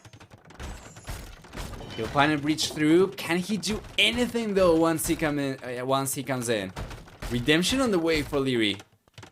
Only 3 monks, and here come the light cavalry once again. Lierey's gonna try and defend the monks. So far it's not worked out too well, but now he's gotten to a good amount of pikemen, enough so to make a human shield and keep the monks going for a little bit longer. Now that they're coming in, we'll see more scouts coming out from Villese, and he's going after the monks right away. And Lierey's unit control is pretty good. He's got the pikemen over here. He's going to end up losing some of the monks over here in the end though, by the looks of it. Yes sir, 1 monk goes down, 2 monks go down! And 1, like cavalry gets converted, the rest go down from Villese. And Lierey's left only on 2 monks over here. Only 1 of which has any faith. But he's finally managed to breach into Vilese's base, and he's gonna start putting pressure while Villese is trying to get a defensive castle up. We'll see if Liereyy can deny this one. It's unlikely he'll be able to deny this one. In any case, he might be able to delay it a little bit. And once again, man, Lierey's Unit control has not been good. Another monk down. The only one with 100% faith, and now Liereyy gets pushed away from here. So far, this match has just not worked out at all. Villese, he's got 2 TCs. He's got 3 TCs as a matter of fact. He's got the castle. He's got a substantial worker lead, 18 extra workers. And the only thing that Liereyy kind of has going for him over here, though, is, well, 1 relic? 2 relics, right? Yeah, 2 relics, and he's had enough map control to collect all 5 relics if he wanted to, but he's only been able to secure 2 in the end. Now he's gonna push back. Villese is all of a sudden taking the reins in this game, and we might actually get a full series over here, you know. My prediction for this one was 3-1. If Villese takes this one, and he certainly seems to be on his way to taking game number 4, we are going to have a full series over here, and there's a chance that Villese takes Liereyy down over here into the decider set. Silver lining is, though, no matter who loses over here, there is still a chance for them to still make it into the quarterfinals, as they still have another chance tomorrow in the decider series. But right now, as things are, Villese is looking so much stronger in game number 4, and it seems as if we are going to have a full series. The villager difference is absolutely brutal. Yes. Absolutely brutal.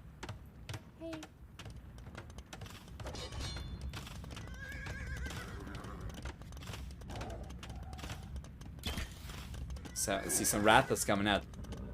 And Villese will be on his way to the Imperial Age very soon. The longer the game goes over here, the more I like it for Villese.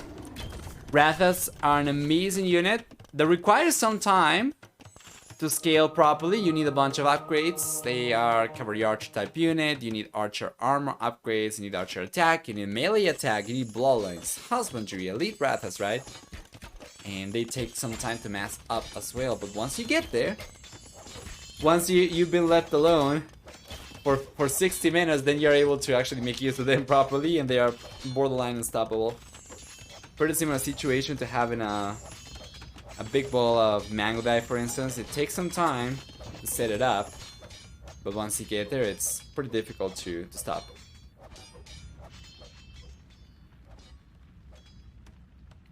I hope Villese remembers to make archer armor for these. Ran the wrong armors yesterday in 1v1 versus Villese.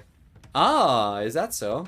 I would imagine Villese would probably remember this if he was able to take advantage of that yesterday.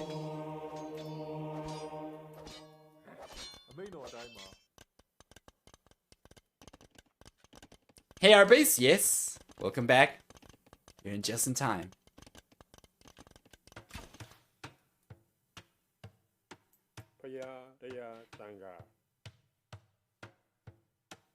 Oh boy, he's trying to get the relics back to safety. Yeah, this is not working. Oh, the conga line! A parade of divine power getting completely obliterated. Yeah, we had a divine entourage over there. Unfortunately, he's able to only secure 1 of the relics, right? Where's yeah, there we go. He gets 1 of the relics only. This is the divine conga line right here. Okay. Oh, okay. He's going for the relics once again. He's gonna try. Yes. He gets away with this. Wow. Well done. So all 5 relics still favoring Liereyy for sure. Okay.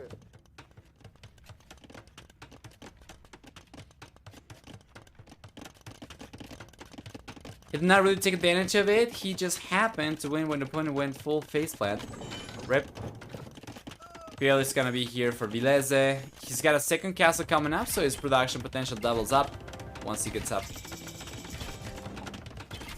Once he gets the castle up, rather. If he just doesn't get any armor, he can get the wrong one. Smart right there, but he is going for the right ones. He's got leather arch armor already. Bracer on the way for Villese. Lierey's got a defensive castle coming up. He's finally going up to the Imperial Age, but this should favor Villese still. He's benefited from a much stronger work account for a much longer part of the game, of course, so he should be the one going for the most military very soon, right? It's got Bracer, Ballistics coming up right now as well, and there are several upgrades that I didn't mention, so they also still need like Thumb Ring and, you know, all the standard, what you would consider Cavalry Archer upgrades too.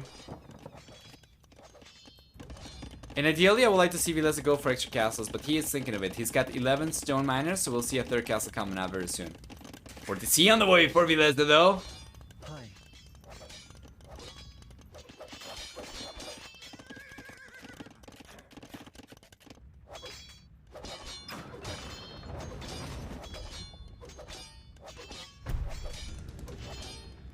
I'm really sure why Villese really cares about any of this. But he's cleaning that up before moving forward. Yeah, I don't know. I would probably just like for him to go for a full floor castle, but he still does not have quite enough stone. So I guess it doesn't really matter if he takes the time to clean this up, because he wouldn't be able to go for any extra pressure anyway.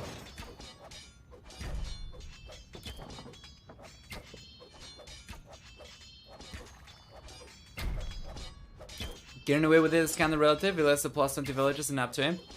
Yeah, I mean, it could have been worse, right? He could have lost the relics. But it's certainly not going to give him any advantage. 5 relics, amounting to about 6 fully upgraded gold miners, will only compensate for so much. And Nana!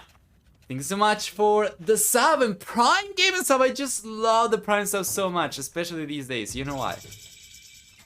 Thank you so much. 10 months already. Very much appreciated.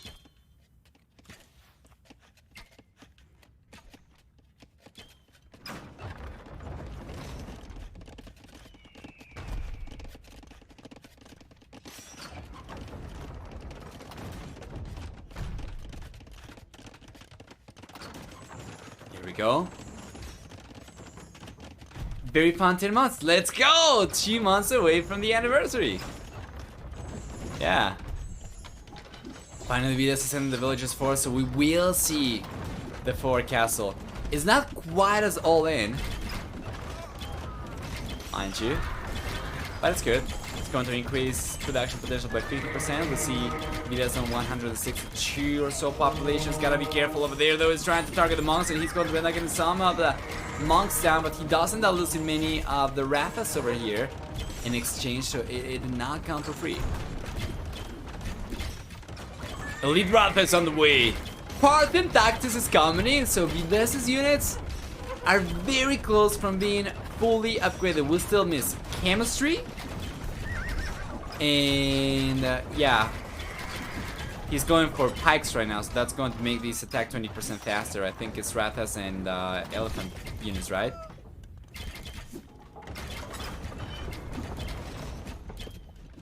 Here we go.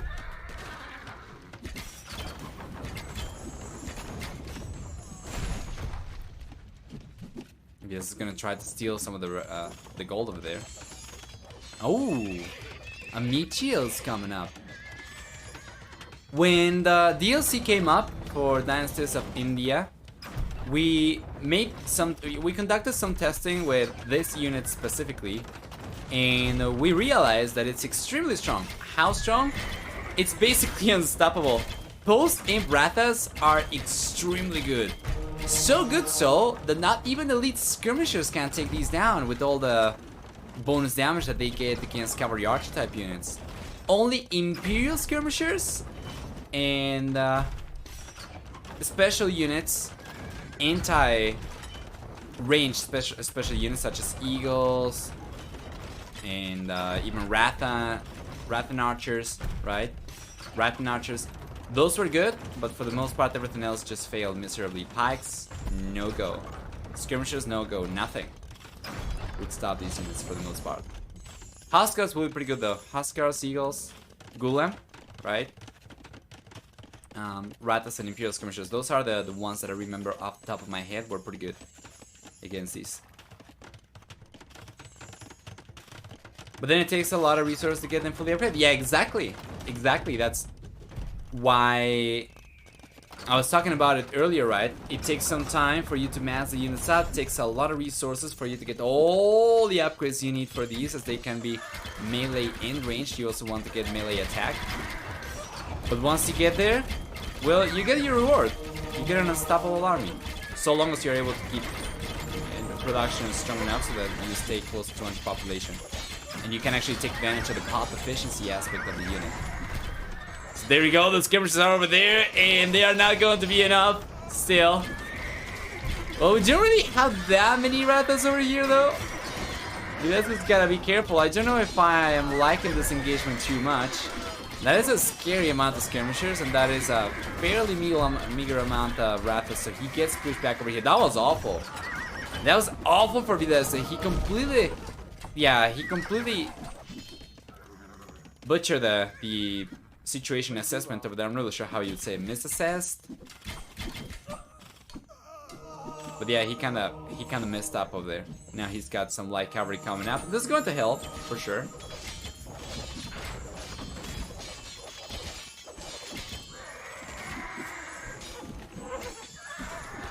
Yeah, and once again, pop efficiency is only something you can take advantage of when you're on the same amount of military your opponent's got. But you're getting to turn to population yourself as well, so Villese kind of dropped the ball over there a little bit. But take a look at this! Villese is going for Mahayana. He's not 200 population just yet. He's actually dropping population quite a bit, but Mahayana will make the villager count drop by 10%. Or it's going to make the villagers take 10% less population space, so he's got 141 villagers that are going to take as much population as 126 villagers or so. So it's a much stronger economy for not quite as much population, and that allows him to even further maximize the population efficiency of the Rathas. That is assuming, of course, that he at some point in time gets 200 population with a significant amount of Rathas behind that. Hey, Lollipop! Hi. Misread, maybe? Can't think of any other Thesaurus. Alright. Here come the Rathas once again. Still not the strongest amount of units from Villese though. I'm not the biggest fan of this. I think he's going to end up losing a lot of these units. The Halberd over here, the skirmishers. Lierey's got a perfect counter. My lord! The absolute graveyard! Rathas over here. Villese went for it again. He's done it again. He's thrown so many units away. And Liereyy, still an over 180 population. Damn.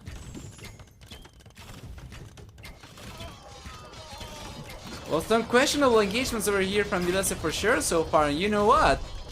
If Villese throws this game, where Villese is unable to get back in good shape and Liereyy ends up taking this one, that's already match point. If Liereyy wins this one, he knocks Villese down to the decider match to take place tomorrow. So Villese's just gotta play the patience game over here a little bit better. He's gotta contain himself. He cannot keep on going after those awful engagements. He needs to wait until he gets the numbers. And interestingly enough, after losing the castle over there, Villese doesn't seem to be too inspired into the Rathas too much. He's got production coming up over here, but it's not too strong compared to the light cavalry, for instance. He's got a lot more light cavalry queued up. Where's the Onager? Onager would be absolutely fantastic from Villese, by the way. Yes. Absolutely. Here he comes once again. He's going after the trebuchets. Not gonna stop these on time to keep the castle up, so the castle crumbles. And there's an open battlefield over here with the light cavalry taking the trebuchets down. That's gonna be a lot of resources down the drain. In the end, the trebuchet goes down. All four go down. That's 1,600 resources down the drain for Liereyy. But he still managed, though, to get the castle down. So it's not for nothing. And he's taken also some trebuchets down over here from Villese. By the looks of it, he's going to end up taking both of these. So it's going to be the castle plus about 800 worth of resources. That's going to be about 1,400 resources. So 1,450 resources down the drain for Villese. And that leaves the players in a pretty even standing overall. With Liereyy just losing 150 extra resources for the trebuchets. This is going for his own skirmishers, yes. I'm not really sure about this though. Good against Half of the Year plus Cairns, kinda. I mean, technically, they do have a little bit of bonus damage against spearline units, but it's not quite as good because the Half of the Year they scale in the Imperial Age. In the skirmishers, they stop scaling in the Castle Age. The bonus damage they get is very good against pikemen, for instance, but the halberd are already too strong for skirmishers alone to cut it, I think. So Lierey's Meachiel over here with skirmishers, with halberd, sorry, should be stronger than what Villese can hold on against, and you can see that the score gap over here is kind of closing. We're gonna see Hazar come out from Liereyy as well. With Blade, Bard, and Armor, which just finished researching, Lierey's got fully upgraded Hazar. And I guess the one thing that Liereyy really hurts for with these skirmishers is the lack of Pierce armor. As you can only get +1/+1 with Villese, but with the Hazar over here, Meachiel is going to be much stronger. Hazar, Halberdier. He's got a Trash Trinity in Villese. Villese is not going for any Halberdier himself, of course, I mean. Duh, right?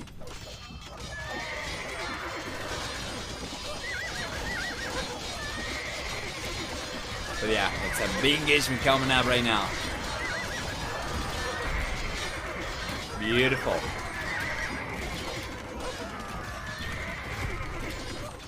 Architecture's coming in now for Villese as well.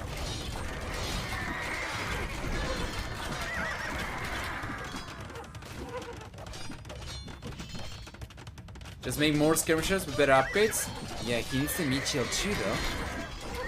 No Hazar over here available to Villese means the Lierey's cavalry units will be better.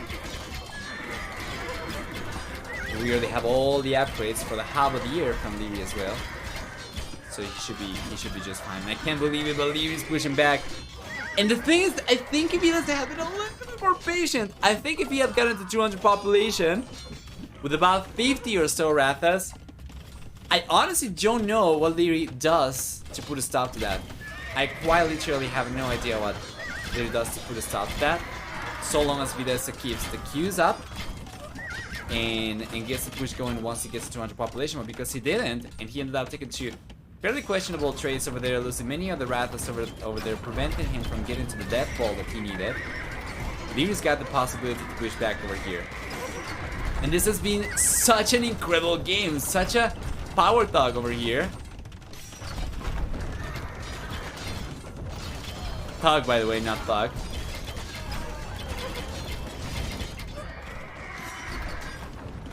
And there's 200 population.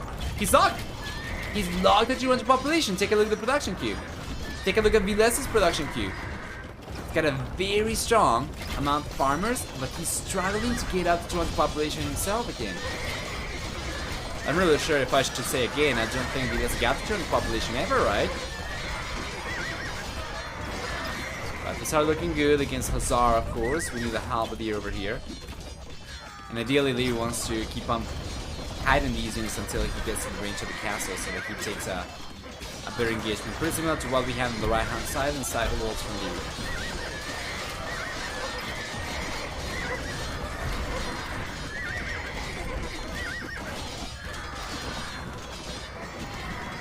Here we go, and once again the Rathas get cleaned up for the most part. Only about 12 left for Villese.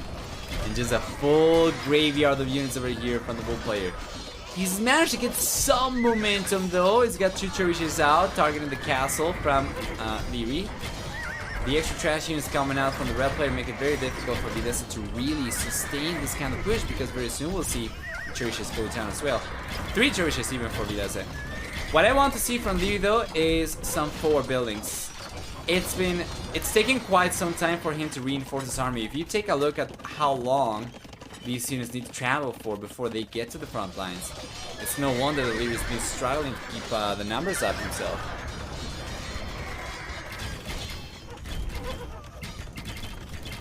Seems that the castle is staying up for the time being. Yes. Yeah, we have 6 villagers repairing over there. That should be enough to keep the castle up against a single trap, especially we already have masonry. Architecture's coming up right now for Liereyy as well, right? So he'll hold on to the castle just fine. Now he needs to make his own skirmishes again. Yeah, it's a back and forth over here. Game of adaptability and prediction as well. Oh, game is paused. Who is pausing the game over here? Let me check. Okay, Villese. Seems like he needs to figure something out. Oh, we keep on going.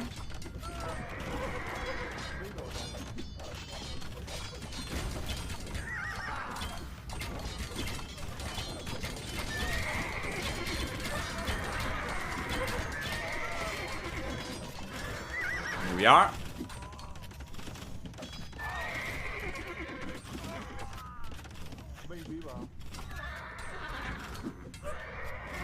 Beautiful. Lierey's momentum is incredible.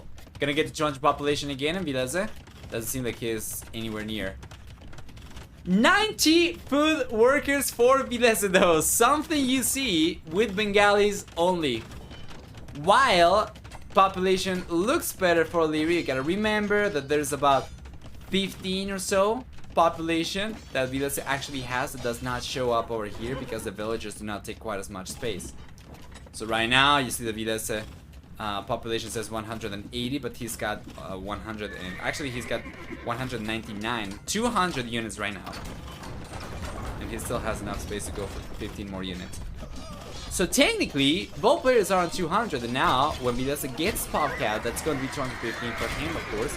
Doesn't really matter if the amount of military is the same for both guys in the end, right?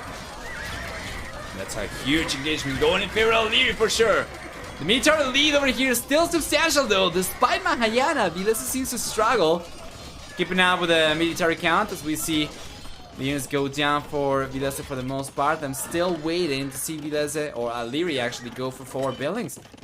How long is it taking for these guys to get forward? Take a look where he's producing from. This is taking just so long. Especially the further he pushes Villese back, then the farther the units are gonna have to travel. And another army wipe from Villese, yes. So, for Villese rather. Pretty precarious position. Imagine what this would be like. Oh, another pause. Alright. Imagine what this would be like if Liereyy actually had production at hand and he would be able to reinforce his army over here to replenish his units much faster. That'll be amazing. Yes.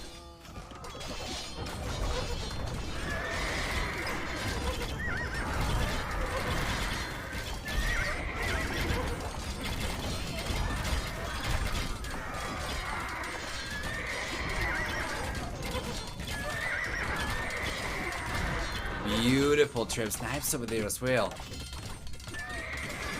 Liereyy. Hey, there we go. Hell must be freezing. We finally have buildings coming up for Liereyy so that he can actually reinforce his push. We'll see the same coming up from Villese as well. Well, imagine how good Lierey's push is going to be now that he's got 4 buildings compared to before when he was able to still push Villese back and he was just bringing the units from so far behind.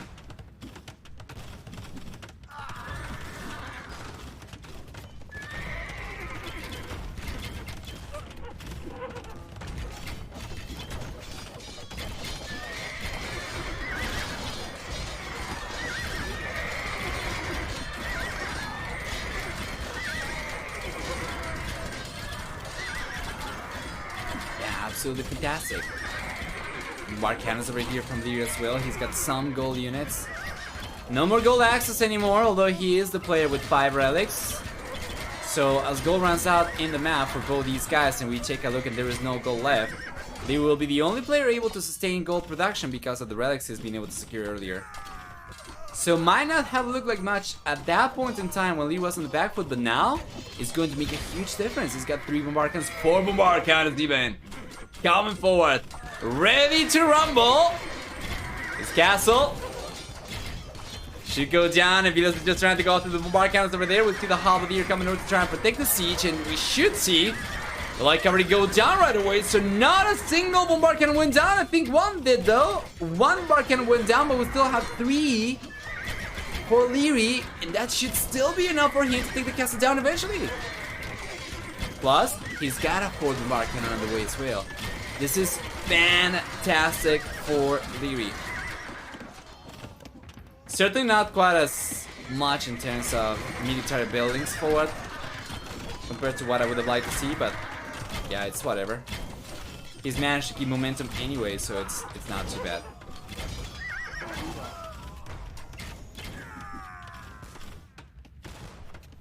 This game is over. It's certainly looking like Lierey's got momentum over here, although he's kind of running out of steam over here. But it's a back and forth. Runs out of steam a little bit, and then he's able to keep on pushing anyway a little bit later. It's fine.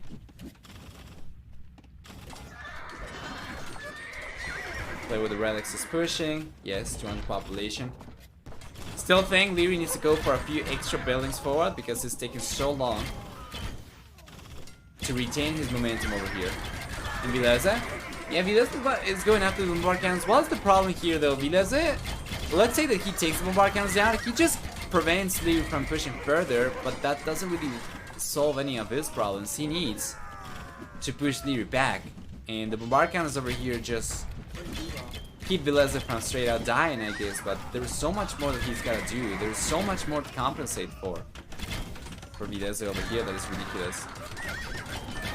I gotta admit though, overall, I am impressed by the fact that Liereyy was able to keep up so nicely, given the worker difference over here between both these players. Their economy is nowhere near as strong as Villese's in terms of villager count right now. So the fact that he was able to keep with military production up for so long is nothing short of commendable. Bar cannons coming forward again. We have 2 left, I think. Yeah, but he's going for 2 more. He's got 2 for siege workshops, which I like. And only 3 barracks though in one stable. He needs to go for more.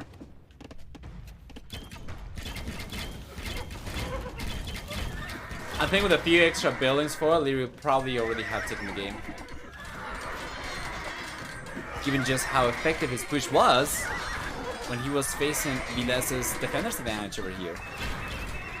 And still able to push him back.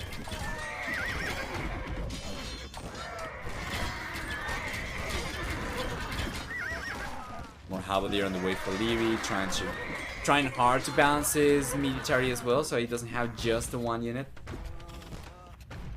So he goes for 30 of each at a time. Runs out of skirmishers, goes for 30 skirmishers. Runs out of halberdier, goes for 30 halberdier. Seems good. Well, he's got the resources, right? I mean, 5,000 food for Liereyy, 43 lumberjacks should be good.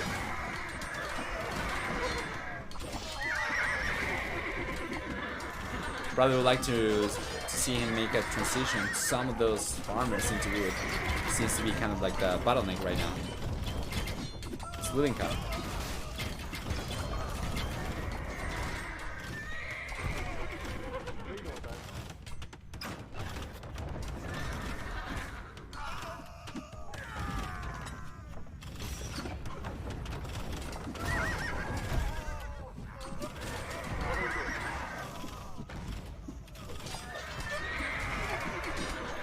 Go. Barkan is still up. Defenses are running thin for Villese. 160 population. He's got a lot of light cavalry over here, but he's struggled to queue the units that he needs to. In fact, he's at 99 freaking food workers.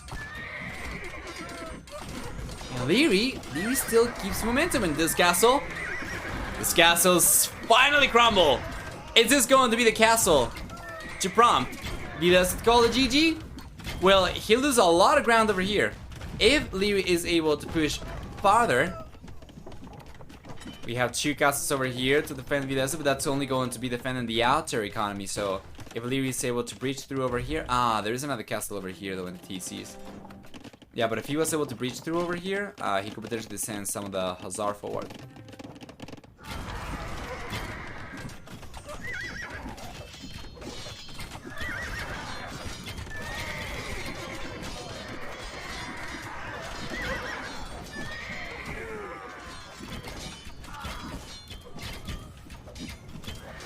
Here we go.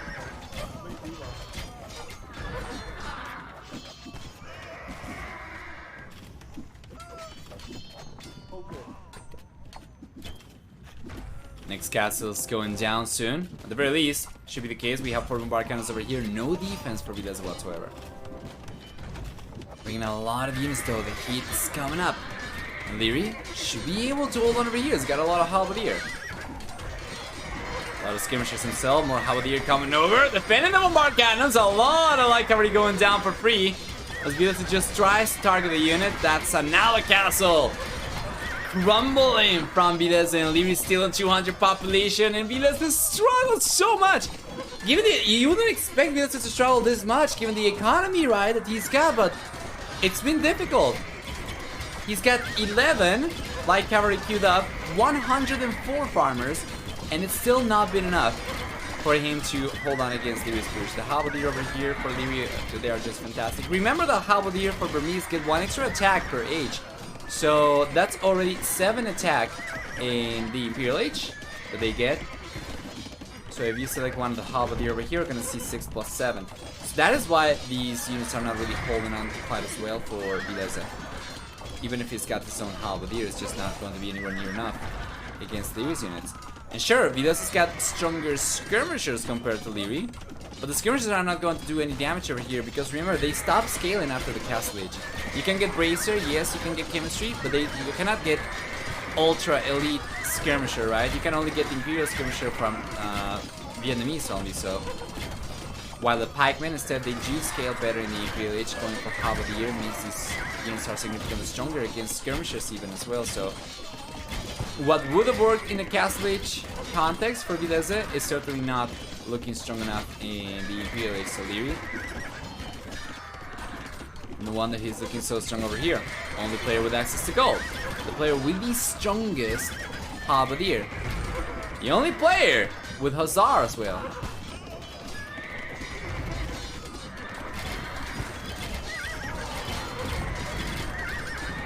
Breath seems like an absolute garbage unit.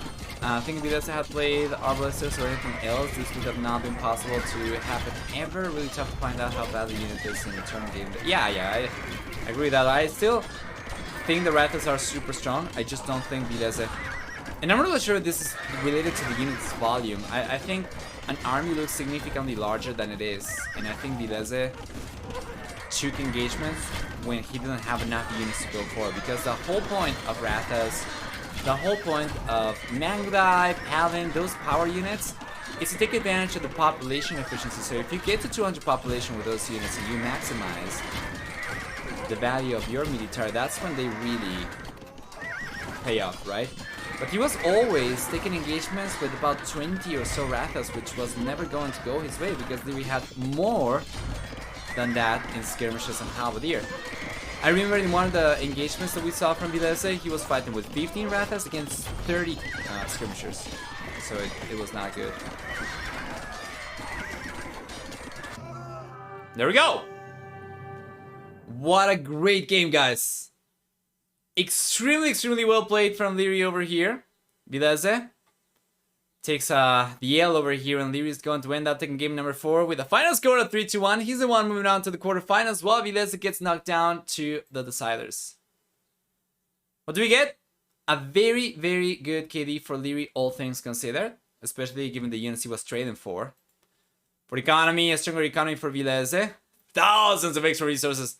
Actually, dozens of thousands of extra resources over here, but it was still pretty tough for him to come back. And Villager Max, higher for Villese. Thanks so much for the raid. I love baskets. I hope you had a great stream, and I hope you guys enjoyed the stream. I'm going back now to see if we can catch up the interview. Thank you so much once again, and we'll be jumping into the third series very soon.